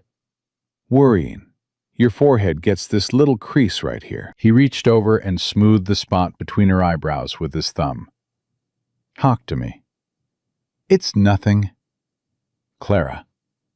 She sighed. There was no hiding anything from this man. "That man Cornelius was talking to after the hearing. I can't stop thinking about him." Josiah's expression darkened. "I noticed him too. Asked around town. Name's Jeb Harker. Hired gun. Works for whoever pays him." Clara's blood went cold. "Hired gun? You mean—" "I mean Cornelius ain't the type to give up easy. And he ain't the type to get his own hands dirty neither." "What do we do?" "We stay alert. We stay together. And we don't let fear run our lives." Josiah's hand covered hers. "I've dealt with men like Harker before. They're dangerous, but they're predictable. They follow the money. If Cornelius stops paying, Harker disappears." "And if Cornelius doesn't stop?" Josiah was quiet for a moment. "Then I handle it." The way he said it made Clara's stomach turn. Not with fear, with something else. Something that reminded her this gentleman had once been a soldier, had once done things he didn't talk about. "Josiah, I don't want you to—" "Mama!" Sammy burst through the door, his face flushed with excitement. "Rosa says there's a new calf in the barn. Can I see it? Please?" Clara forced a smile. "Go on then, but stay where Miguel can see you." "Yes, Mama." He was gone before she finished speaking. Josiah watched him go, his expression soft. That boy's got more energy than a wild Mustang. "He gets it from his father," Clara's voice caught. "Samuel was the same way. Couldn't sit still for nothing." "He sounds like a good man." "He was." Clara looked at her husband. "So are you." Josiah didn't respond, but his hand tightened on hers, and that was enough. The trouble came that night. Clara was putting Grace to bed when she heard the dogs barking. Not their usual playful yipping. This was something else. Sharp, frantic, alarmed. "Stay here," she told Grace. "Don't come out until Mama says so." She ran downstairs and found Josiah already at the door, rifle in hand. "What is it?" "Don't know yet. Stay inside." He was out the door before she could argue. Clara's heart hammered against her ribs. She grabbed the shotgun from above the fireplace, the one Josiah had taught her to use just yesterday, saying every woman on a ranch should know how to protect herself. She waited, counting seconds, counting breaths. The dogs went quiet. That was worse. "Rosa?" Clara called out. "Rosa, are you there?" No answer. Clara moved toward the kitchen. Her hands were shaking so badly the shotgun rattled. A shadow moved past the window. Clara spun, raising the gun. "Who's there?" "Easy, Senora." Miguel's voice, low and urgent. "It's me. Someone cut the fence in the north pasture. Cattle are running loose. Senor Cole and Rosa went to handle it." "Someone cut the fence? On purpose?" Miguel's face was grim. "It was no accident." Clara's mind raced. Cut fence, loose cattle. Both Josiah and Rosa drawn away from the house. "Oh God, the children!" She ran. Grace was still in bed, clutching her blanket with wide, frightened eyes. Lily was asleep in her crib, oblivious. But Sammy's bed was empty. Clara's heart stopped. "Sammy? Sammy!" She tore through the house, checking every room, every closet, every corner. Nothing. He was nowhere. "Sammy!" She burst out the front door and nearly collided with Miguel. "He's gone! My son is gone!" Miguel's face went white. The barn. He wanted to see the calf. Clara ran faster than she'd ever run in her life. The barn door was open. Inside it was dark and quiet. Too quiet. "Sammy? Baby, are you in here?" A whimper, soft and scared. Clara followed the sound to the back of the barn, where the hay was stacked high. And there, crouched in the corner with his arms wrapped around his knees, was her son. "Sammy! Oh, thank God!" She dropped to her knees and pulled him into her arms. "What happened? Why did you come out here?" "The man told me to." Sammy's voice was trembling. "He said Pa needed help with the calf. But when I got here, he grabbed me, Mama. He said bad things. He said he was going to take me away." Clara's blood turned to ice. What man? Sammy, what man? "The scary one, with the gun. But then—" Sammy's face twisted with confusion. "Then Pa came, and the man ran away." "Pa came? Where is Pa now?" "He told me to hide. He went after the man." Clara heard it then, distant but unmistakable. Gunshots. "Stay here." She pressed Sammy against the hay. "Don't move. Don't make a sound. I'll be right back." "Mama, don't go." "I have to, baby. I have to help Pa." She grabbed a lantern from the hook by the door and ran toward the sound of the shots. She found them at the edge of the property, where the land dropped off into a shallow ravine. Josiah was on the ground. "No!" Clara dropped beside him, her hands searching frantically for the wound. "Josiah! Josiah, look at me!" His eyes opened, dazed but alive. "Clara? Where are you hit? Where?" "Shoulder," he grimaced, pressing his hand against his left arm. Blood seeped between his fingers. "Harker's a lousy shot." "We need to get you back to the house. We need the doctor." "He got away." Josiah's voice was rough with frustration. "I had him, Clara. I had him dead to rights, and he got away." "I don't care about him. I care about you." Clara helped him sit up, fighting back tears. "Can you walk?" "Reckon I'll have to." They made it back to the house, somehow. Miguel met them halfway, and between the two of them, they got Josiah inside and onto the kitchen table. Rosa appeared moments later, her face pale with shock. "Dios mío, what happened?" "Harker happened." Josiah's voice was strained. "Came for Sammy. I stopped him. Clara was already heating water, gathering clean cloths, trying to remember everything Doc McAllister had taught her about wound care. "Rosa, can you ride to town for the doctor?" "I can go faster." Miguel was already heading for the door. "I'll bring him back within the hour." The next 60 minutes were the longest of Clara's life. She cleaned Josiah's wound as best she could, relieved to find the bullet had passed through cleanly. But he'd lost blood, too much blood, and his face was gray with pain. "You should have let him go," she said, her voice breaking. "He should have stayed safe." "He was going for Sammy." "I know, but—" "Clara," Josiah caught her hand, his grip weak but determined. "I made a promise to that boy. I made a promise to you. I ain't breaking it. Not for anything." Tears spilled down her cheeks. "What good is a promise if you're dead?" "I ain't dead." "You could have been, if that bullet had been a few inches to the right." "But it wasn't." He pulled her closer, pressing his forehead against hers. "I'm right here. I ain't going anywhere." Doc McAllister arrived just after midnight. He examined the wound with grim efficiency, cleaned it properly, and stitched it closed. "You're lucky," he told Josiah. "Miss the bone, miss the artery. You'll be sore as hell for a few weeks, but you'll live."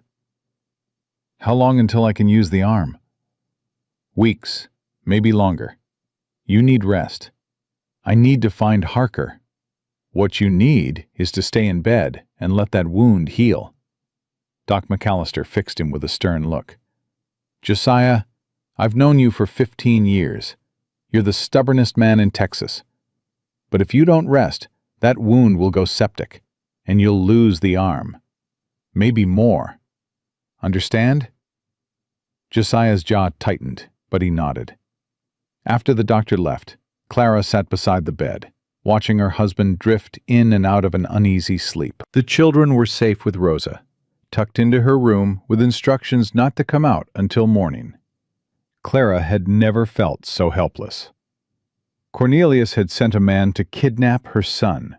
That man was still out there, and Josiah, the only person standing between her family and disaster, was lying in bed with a bullet hole in his shoulder.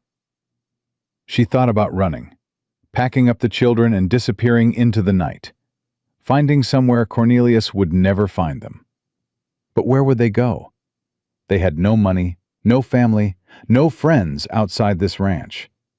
And even if they did run, Cornelius would never stop looking. He was like a dog with a bone. He chased them to the ends of the earth. No, running wasn't the answer. Fighting was. Clara stood up, her jaw set with determination. If Cornelius wanted a war, she'd give him one. Morning brought an unexpected visitor. Sheriff Dawson rode up to the ranch just after dawn, his face troubled. Clara met him on the porch, still wearing yesterday's blood-stained dress. "Mrs. Cole, I heard what happened." "Then you know Jeb Harker tried to kidnap my son?" "I know there was an incident." "Incident?" Clara's voice rose. "A man came onto our property, grabbed my 3-year-old, and shot my husband. That's not an incident, Sheriff. That's a crime." Dawson looked uncomfortable. "I understand you're upset. Upset doesn't begin to cover it. What are you going to do about it?" "I've issued a warrant for Harker's arrest, but he's disappeared. Nobody's seen him since last night." "And Cornelius?" Dawson's silence told her everything she needed to know. "You're not going to do anything," Clara said flatly, "because you can't prove he was involved." "Mrs. Cole, I need evidence." "A hired gun shows up right after Cornelius loses in court? That same hired gun tries to take my children? And you need evidence?" "The law requires—" "To hell with what the law requires." Clara stepped closer, her eyes blazing. "My family has been terrorized. My husband is lying in there with a bullet wound. My son is afraid to sleep in his own bed, and you're standing on my porch talking about evidence?" Dawson at least had the decency to look ashamed. "I'm doing what I can." "No, Sheriff, you're doing what's easy. There's a difference." She turned and walked back inside, slamming the door behind her. Josiah was awake when she entered the bedroom. His face was pale, but his eyes were clear. "Heard everything," he said quietly. "Dawson means well, but he's got no teeth." "Then what do we do?" "We handle it ourselves." Clara sat on the edge of the bed. "How? You can barely move." "I won't always be barely moving." Josiah's voice hardened. "Give me a week, 2 at most. Then I'll find Harker and end this." "And if Cornelia sends someone else in the meantime, what then?" "He won't." "How do you know?" Josiah's lips curved into something that wasn't quite a smile. "Because I'm going to send him a message he can't ignore." That afternoon, Josiah insisted on getting out of bed. Clara argued, but she might as well have been arguing with a mountain. "Help me to the porch," he said. "I need people to see I'm still standing." "You're not standing. You're barely shuffling." "Don't matter how I'm moving. Just matters that I'm moving." Clara helped him outside, where he settled into a chair with a groan he tried to hide. Rosa brought coffee. Miguel stood nearby with a rifle that never left his hands. Word spread quickly. Within hours, ranch hands from neighboring properties started showing up. Men Josiah had helped over the years. Men who owed him favors, or just respected him. By sundown, there were a dozen armed men stationed around Shady Creek Ranch. "This is how you send a message," Josiah said to Clara as they watched from the porch. "Cornelius wanted to know if I could be scared off. Now he knows the answer. And if it's not enough, then I'll find another way. But I ain't backing down, Clara. Not from him. Not from anyone." Clara looked at her husband, this stubborn, brave, wounded man who had given up his solitude to save her family.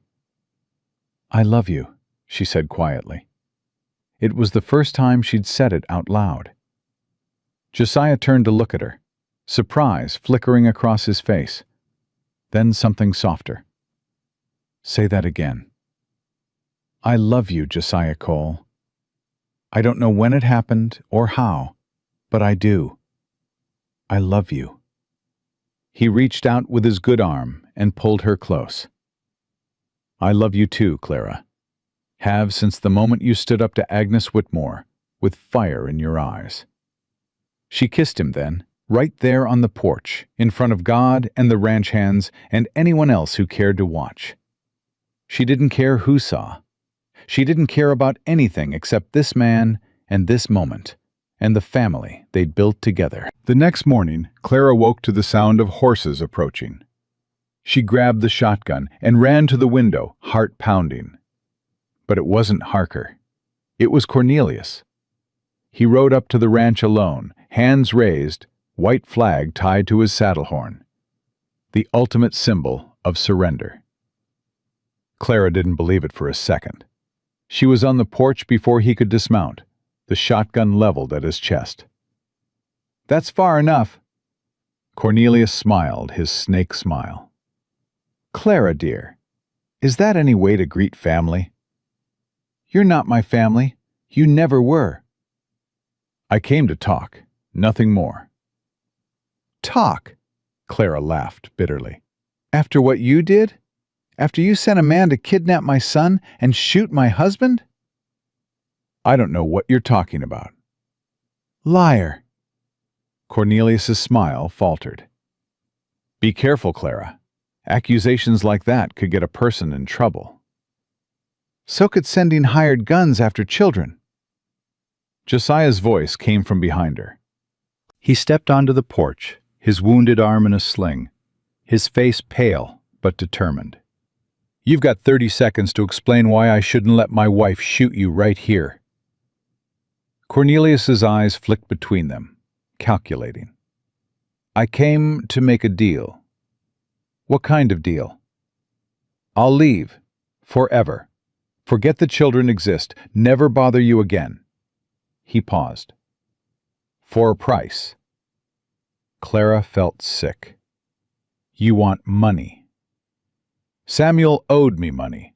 Money your new husband has plenty of.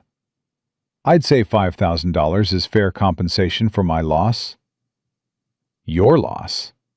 Josiah's voice was dangerous. You lost a court case because you're a thief and a liar. That ain't a loss. That's justice. $5,000. Cornelius's voice hardened. Or I find another way to get what I'm owed. You mean send another man with a gun? I mean use every legal option available to me.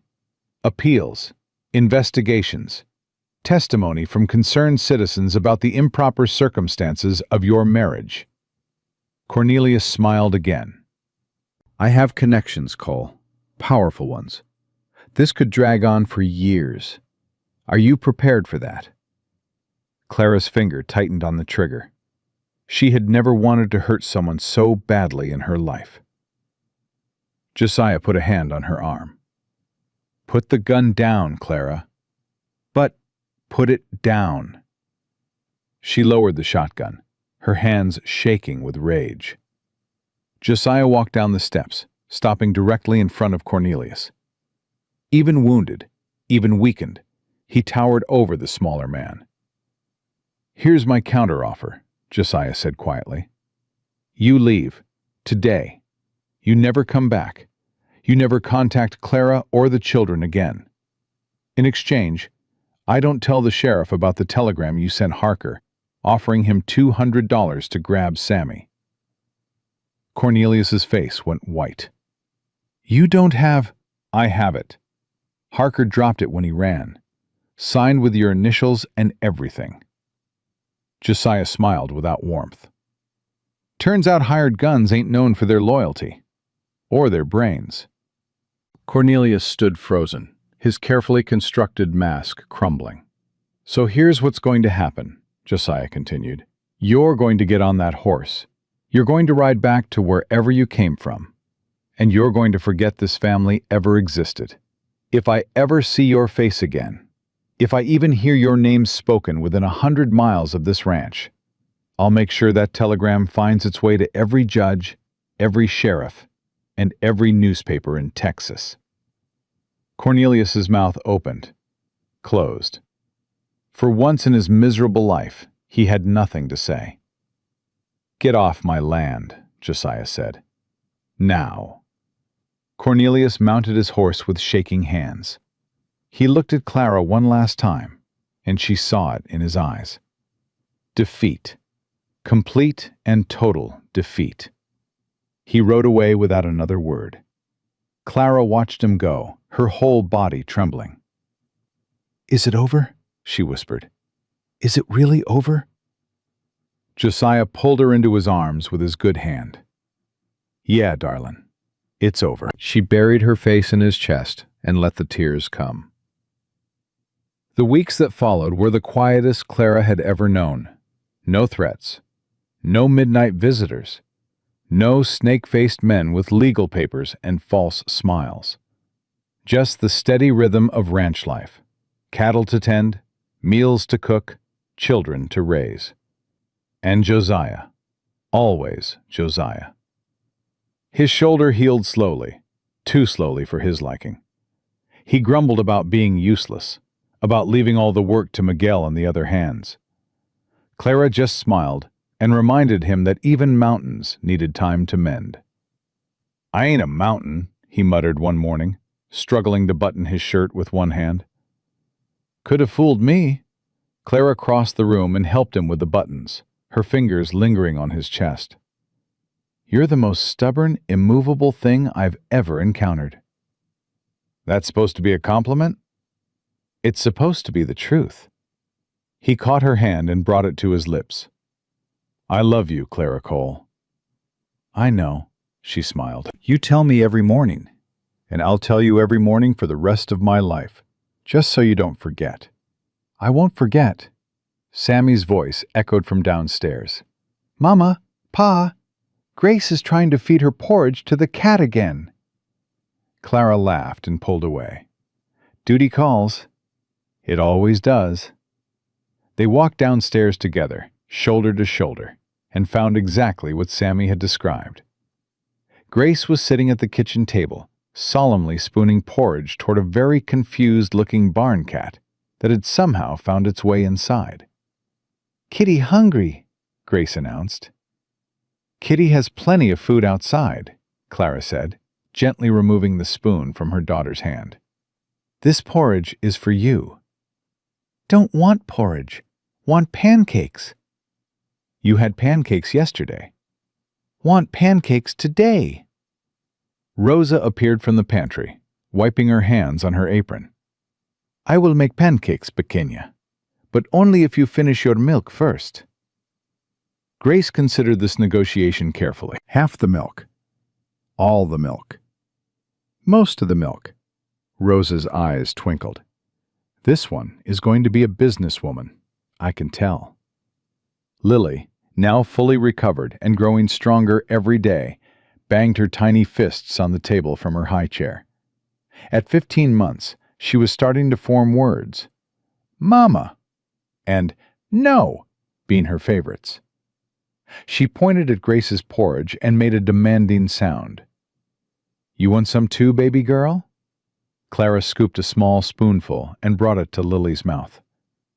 The baby accepted it eagerly, then immediately demanded more. "At least someone in this family appreciates porridge," Clara said. Josiah settled into his chair at the head of the table, watching the chaos with an expression Clara had come to recognize. Contentment. Wonder. The look of a man who had spent 3 years in the dark and was still adjusting to the light. "You okay?" she asked quietly. "Better than okay." His voice was rough with emotion. "Just thinking about how empty this table used to be, how quiet this house was. Now look at it." Clara looked. Sammy was helping Rosa crack eggs for the pancakes, his tongue poking out in concentration. Grace was attempting to share her milk with the cat. Lily was smearing porridge on her face and giggling about it. It was chaos. Beautiful, wonderful, life-affirming chaos. "This is what home sounds like," Clara said. "This is what family sounds like." "I forgot." Josiah's voice cracked. "I forgot what it sounded like. And now I can't imagine ever forgetting again." The summer stretched on, hot and golden and full of small miracles. Sammy learned to ride Dusty, the old pony who seemed to understand that his job was to be gentle with the small boy on his back. He fell off twice and got back on 3 times, declaring that real cowboys didn't cry when they got hurt. "Real cowboys absolutely cry when they get hurt," Josiah told him, lifting him back into the saddle. "They just don't let it stop them." "Did you ever cry, Pa?" "More times than I can count." "Even when you were a soldier?" "Especially when I was a soldier." Sammy processed this information with the seriousness of a child trying to understand the adult world. "Mama cried when Papa died. I heard her at night. She thought I was asleep, but I wasn't." Josiah's heart clenched. "I know, partner. I cried too when my first family died." "Do you still miss them?" The question was innocent, but it cut deep. Josiah took a breath. "Every day. But here's the thing about missing people. It doesn't mean you can't love new people too. Your heart's got room for everyone you've ever loved, and everyone you'll ever love. It just keeps getting bigger." Sammy thought about this. "So I can love Papa and love you too? That's not being disloyal?" "Who told you it was disloyal?" "Nobody. I think about it sometimes. If Papa can see us from heaven, I don't want him to think I forgot about him." Josiah pulled the boy into a hug, right there in the middle of the corral with Dusty watching curiously. "Your Papa can see you, Sammy, and I reckon he's real proud of the man you're becoming. He asked you to take care of your mama and sisters, and you've done that. You've done it better than most grown men could. He wouldn't want you to be sad forever. He'd want you to be happy." "You think so?" "I know so." Josiah pulled back and looked the boy in the eye. "Because if I was up there, watching my family move on without me, the only thing I'd want is for them to find joy again. That's what love is, partner. Wanting the best for someone, even when you can't be there to give it to them yourself." Sammy wiped his eyes with the back of his hand. "Pa, "Yeah?" I'm glad you found us. I'm glad Mama married you." Josiah's throat tightened. "Me too, son. Me too."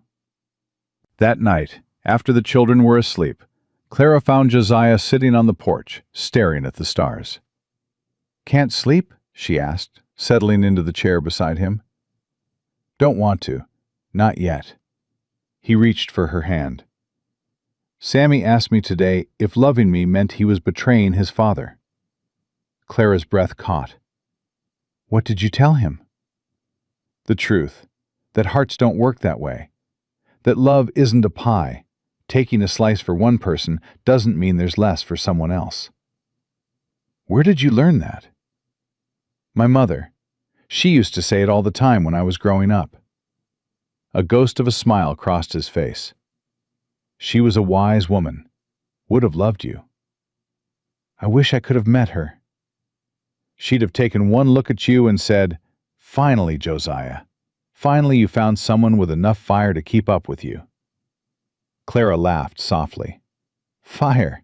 I've been called a lot of things, but—" "Fire," Josiah repeated firmly. "That's what I saw in you that first day in the store." You were beaten down, exhausted, starving, and still you stood there with your chin up and dared them to take your children. That takes fire, the kind that can't be put out. I didn't feel fierce. I felt terrified. Courage isn't the absence of fear, Clara. It's being afraid and doing it anyway. She leaned her head against his shoulder, breathing in the smell of him, leather and soap, and something uniquely Josiah. "I never thanked you properly," she said quietly. "For what?" "For everything. For the food, for the doctor, for the ranch, for standing up to Cornelius, for taking a bullet to protect my son." Her voice thickened. "For loving me when I was too scared to let myself be loved." "You don't have to thank me for that." "Yes, I do. Because you didn't have to do any of it. You could have walked away 100 times. But you stayed. You stayed and you fought, and you gave us a home when we had nothing." Josiah was quiet for a long moment. When he spoke, his voice was barely above a whisper. "Can I tell you something I've never told anyone?" "Anything." "The day they buried Margaret and Annie, I went home and loaded my rifle. I sat in that chair right there," he nodded toward the spot, "and I put the barrel under my chin." Clara's heart stopped. I sat there for hours, trying to work up the courage to pull the trigger. The only reason I didn't was because I fell asleep, just passed out from exhaustion and grief. When I woke up, the rifle had slipped to the floor. He swallowed hard. I took it as a sign that maybe I wasn't supposed to die yet, that maybe there was still something I needed to do. Tears were streaming down Clara's face. "Josiah, for 3 years, I didn't know what that something was. I just kept going through the motions, working, sleeping, existing. And then I walked into that store and saw you, and I knew." "Knew what?" "That this was why I was still here. To save you and those kids. To have a second chance at something I thought I'd lost forever." He turned to look at her, and his gray eyes were shining. "You saved me, Clara. Just as much as I saved you. Maybe more." Clara kissed him, long and deep and full of everything she couldn't put into words. When they finally pulled apart, she said, "No more secrets. Promise me." "I promise." "And promise me something else." "Anything." "Promise me you'll never sit in that chair with a rifle again. Promise me that if things ever get that dark, you'll tell me. You'll let me help." Josiah cupped her face in his hands. "I promise, Clara. I promise."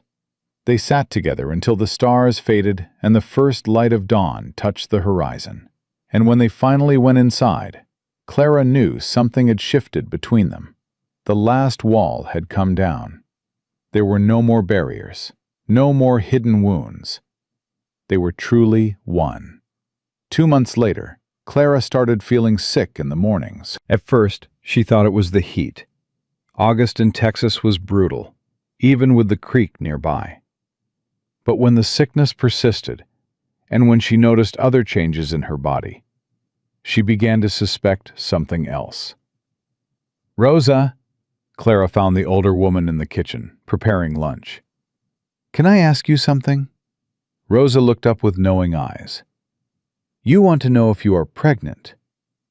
Clara's jaw dropped. "How did you—" "Señora, I have raised 5 children. I know the signs." Rosa's face broke into a wide smile. "How long since your monthly courses?" 2 months, maybe 3. "And the sickness in the mornings?" "Every day for the past 2 weeks." Rosa clapped her hands together with joy. "Then I believe congratulations are in order." Clara sank into a chair, her head spinning. Pregnant. She was pregnant with Josiah's child. "How do I tell him?" she whispered. "You open your mouth and say the words." Rosa laughed at Clara's expression. "He will be overjoyed, Señora. I have seen the way he looks at your children. He was born to be a father. Losing Annie nearly destroyed him, but now—" her eyes softened. "Now he has a chance to be a father again. It will heal the last piece of his broken heart. What if something goes wrong? What if I lose the baby? What if the sun rises tomorrow? What if the grass grows? What if life happens the way it's supposed to?" Rosa took Clara's hands in hers. "You cannot live in fear of what might be. You can only embrace what is. And what is right now is a blessing growing inside you." Clara nodded slowly, letting the truth sink in. She was going to have Josiah's baby. She waited until after dinner to tell him. The children were in bed. Rosa had retired to her room, and they were alone on the porch with the summer heat finally starting to fade. "I have something to tell you," Clara said. Josiah turned to look at her, concern flickering across his face. "Everything okay?" "More than okay." She took his hand and placed it on her stomach. "Josiah, I'm pregnant." He went completely still. For a long moment, he didn't move, didn't speak, didn't even breathe. Clara's heart hammered with sudden fear. What if Rosa was wrong? What if this wasn't joy she was seeing, but horror? "Josiah, say something." He looked at her with eyes that were swimming with tears. "Are you sure?" "Rosa thinks so. All the signs are there." "A baby," his voice cracked. "We're having a baby?" "We're having a baby."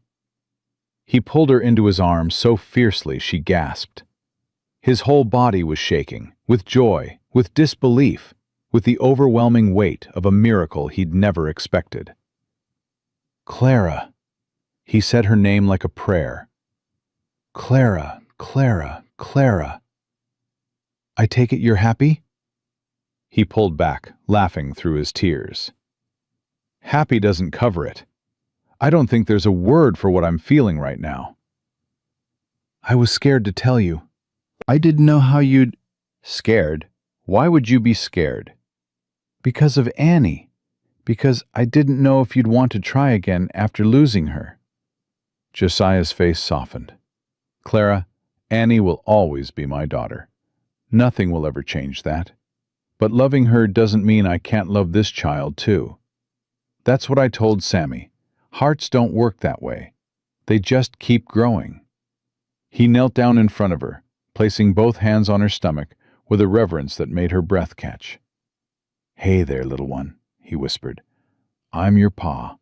I know we haven't met yet, but I already love you. And I'm going to spend every day of your life making sure you know it." Clara ran her fingers through his hair, tears streaming down her face. "You're going to be an amazing father." "I'm going to try. That's all I can promise. I'm going to try every single day to be worthy of you and these children." "You already are. You've been worthy since the moment you walked into that store." He rose and kissed her, soft and sweet and full of promise. And in that moment, Clara knew that everything they'd been through, every hardship, every fear, every moment of despair, had led them here. To this porch, to this man, to this life. It had all been worth it. The news spread quickly through the ranch, and then through the town. Clara Cole, the widow who had been starving in the streets just months ago, was expecting Josiah Cole's child. The transformation was complete. She had gone from beggar to beloved, from outcast to accepted, from desperate to blessed. Not everyone was happy about it, of course. Agnes Whitmore still pursed her lips whenever Clara came to town. Mrs. Crawford still whispered behind her hand. But their voices had lost their power. They were just noise now, background static that couldn't touch Clara's happiness. Sheriff Dawson stopped by the ranch one afternoon, his weathered face creased with a genuine smile. "Heard the news," he said, shaking Josiah's hand. "Congratulations to you both." "Thank you, Henry. Also heard Cornelius Harrison left Texas for good. Apparently, he's settled somewhere in California. Word is, he won't be coming back." Clara felt a weight lift off her shoulders that she hadn't even realized she was still carrying. "You're sure?" "Positive. Got a telegram from a friend in San Francisco. Cornelius is trying to swindle someone else now. He's done with you folks." Josiah's arm tightened around Clara's waist. "Good riddance." "Amen to that." Dawson tipped his hat. "You take care of that family, Josiah. They're a good one." Best thing that ever happened to me. Autumn came, painting the ranch in shades of gold and red. Clara's belly grew round, and with it, her sense of peace. She had never felt so settled, so grounded, so completely at home in her own skin. The children flourished. Sammy started learning to read, sounding out words from the books in Josiah's library with painstaking determination. Grace discovered a passion for baking and spent hours in the kitchen with Rosa, emerging covered in flour and grinning from ear to ear. Lily took her first real steps, toddling across the parlor into Josiah's waiting arms. "Pa!" she shrieked, her newest word, and Josiah caught her with a laugh that echoed through the house. "That's right, baby girl. I've got you. I've always got you." Clara watched from the doorway, one hand resting on her swollen belly, and felt tears prick her eyes. This was her family. This was her home. This was the life she had been too afraid to dream of, handed to her by a man who had walked into a store and decided that her children's lives were worth fighting for. "You're doing it again," Josiah said, looking up with a smile. "Doing what?" "Crying at perfectly happy moments." "I can't help it. The baby makes me emotional." "The baby, huh?" He settled Lily on his hip and crossed to Clara, pressing a kiss to her forehead. "Nothing to do with the fact that you're the happiest you've ever been?" "Maybe a little of that, too." Sammy appeared from the library, book in hand. "Pa, what's this word?" Josiah looked at the page. "Adventure. It means going somewhere new and exciting." "Like when we came here? That was an adventure." "It sure was, partner." "I like that adventure. Can we have another one?" "I think we're going to have plenty of adventures, son. Starting with this baby." He nodded toward Clara's belly. "Having a new brother or sister is the biggest adventure of all." Sammy considered this. Will I still be your son when the new baby comes? Always, forever, no matter what. Even if the new baby is your real baby and I'm just... Stop right there. Josiah knelt down to Sammy's level, his voice firm but gentle. You are my real son, not because of blood, because of love. I chose you, Sammy Harrison Cole. I chose you and your sisters the day I walked into that store. And I will keep choosing you every single day for the rest of my life. Sammy threw his arms around Josiah's neck. I love you, Pa. I love you too, son, more than you'll ever know. Clara wiped her eyes. These moments, these small, perfect moments, were worth more than all the gold in Texas. The baby came in early spring, when the world was turning green again and the air smelled like new beginnings. Clara labored for 12 hours with Rosa at her side, and Josiah pacing the hallway like a caged animal. Doc McAllister came out 3 times to tell him everything was fine, but nothing could calm the panic in his eyes. He'd lost a wife in childbirth before, not Margaret, but a sweetheart from his youth that he'd never told Clara about. The fear of history repeating itself was written on every line of his face. Finally, just as dawn was breaking, a cry split the air. Strong, healthy, alive. Rosa appeared in the doorway, her face glowing. Senor Cole, come meet your son. Josiah nearly knocked her over in his rush to get inside. Clara lay in the bed, exhausted but radiant, holding a tiny bundle wrapped in white. She looked up when Josiah entered, and her smile could have lit up the whole world. Come say hello to your boy. Josiah approached the bed slowly, almost reverently. He looked at the baby, red-faced and squalling, with a shock of dark hair and tiny fists waving in the air, and his knees gave out. He sank onto the edge of the bed, tears streaming down his face. He's perfect, he whispered. Clara, he's perfect. He looks like you. Poor kid. Clara laughed weakly. What should we name him? Josiah was quiet for a moment, staring at his son with wonder. Samuel, if that's okay with you. After the man who gave me you and the other kids. Clara's tears spilled over. Samuel Josiah Cole. Samuel Josiah Cole. Josiah tested the name on his tongue. Yeah, that's right. That's who he is.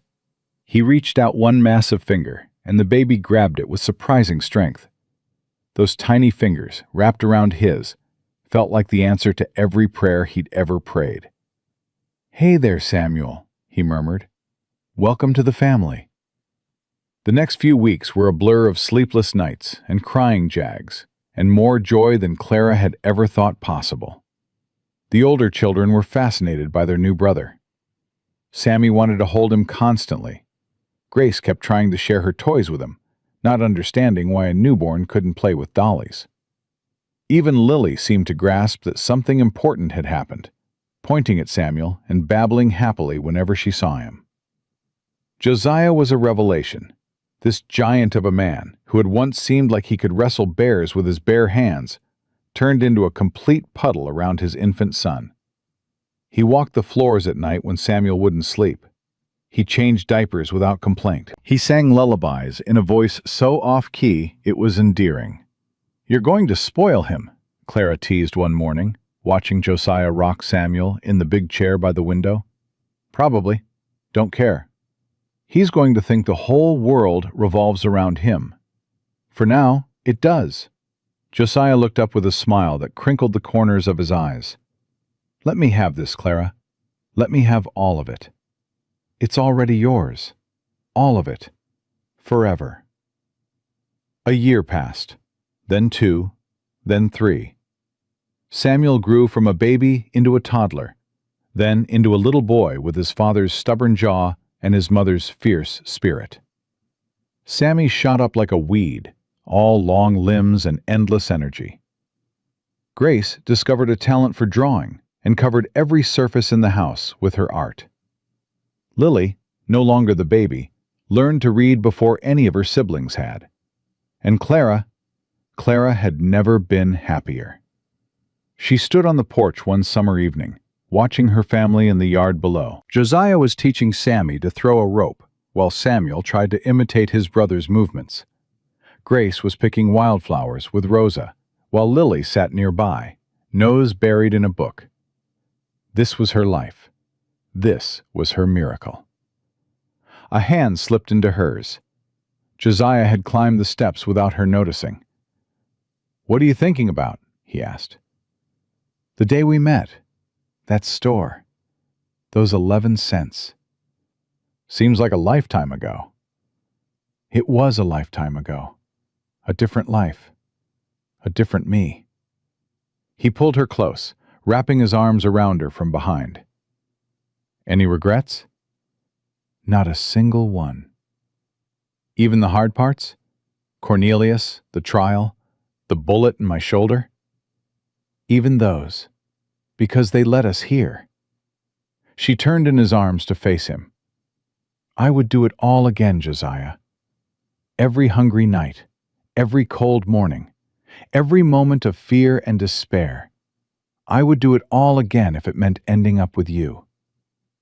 He kissed her then, long and slow and full of everything they'd built together. "Pa, Mama, watch this." They pulled apart, laughing, as Sammy successfully roped a fence post and raised his arms in triumph. "Good job, partner," Josiah called down. "Now do it again." 10 more times?" "At least." Sammy grinned and started gathering his rope. Clara leaned her head against Josiah's shoulder. "You know what I realized the other day?" "What's that?" "The day you found us, I had 11 cents to my name. I thought it was the end of everything. But it wasn't the end at all." "No?" "No, it was the beginning. The beginning of everything that mattered." Josiah pressed a kiss to the top of her head. "I love you, Clara Cole." "I love you too, more than I ever thought I could love anyone again." "Even when I snore?" "Even when you snore." "Even when I track mud through the house?" "Even then." "Even when I spoil the kids rotten and undermine your discipline?" Clara laughed. "That one's harder, but yes, even then." They stood there together as the sun set over Shady Creek Ranch, watching their children play in the golden light. 4 kids now, with a 5th possibility that Clara hadn't told him about yet. She was waiting for the right moment. But for now, this was enough. This was everything. A family built not from blood, but from choice. A love born not from circumstance, but from courage. A home filled with laughter and chaos and more joy than any of them had thought possible. Clara had walked into that store with 11 cents and a prayer. She walked out with a future. And standing here now, surrounded by the life she and Josiah had built together, she knew one thing with absolute certainty. Some prayers get answered in ways you never expect. And sometimes, the greatest blessings come wrapped in the most desperate moments. She had been broken, starving, hopeless. Now she was whole. Now she was home. And that was the only ending that mattered.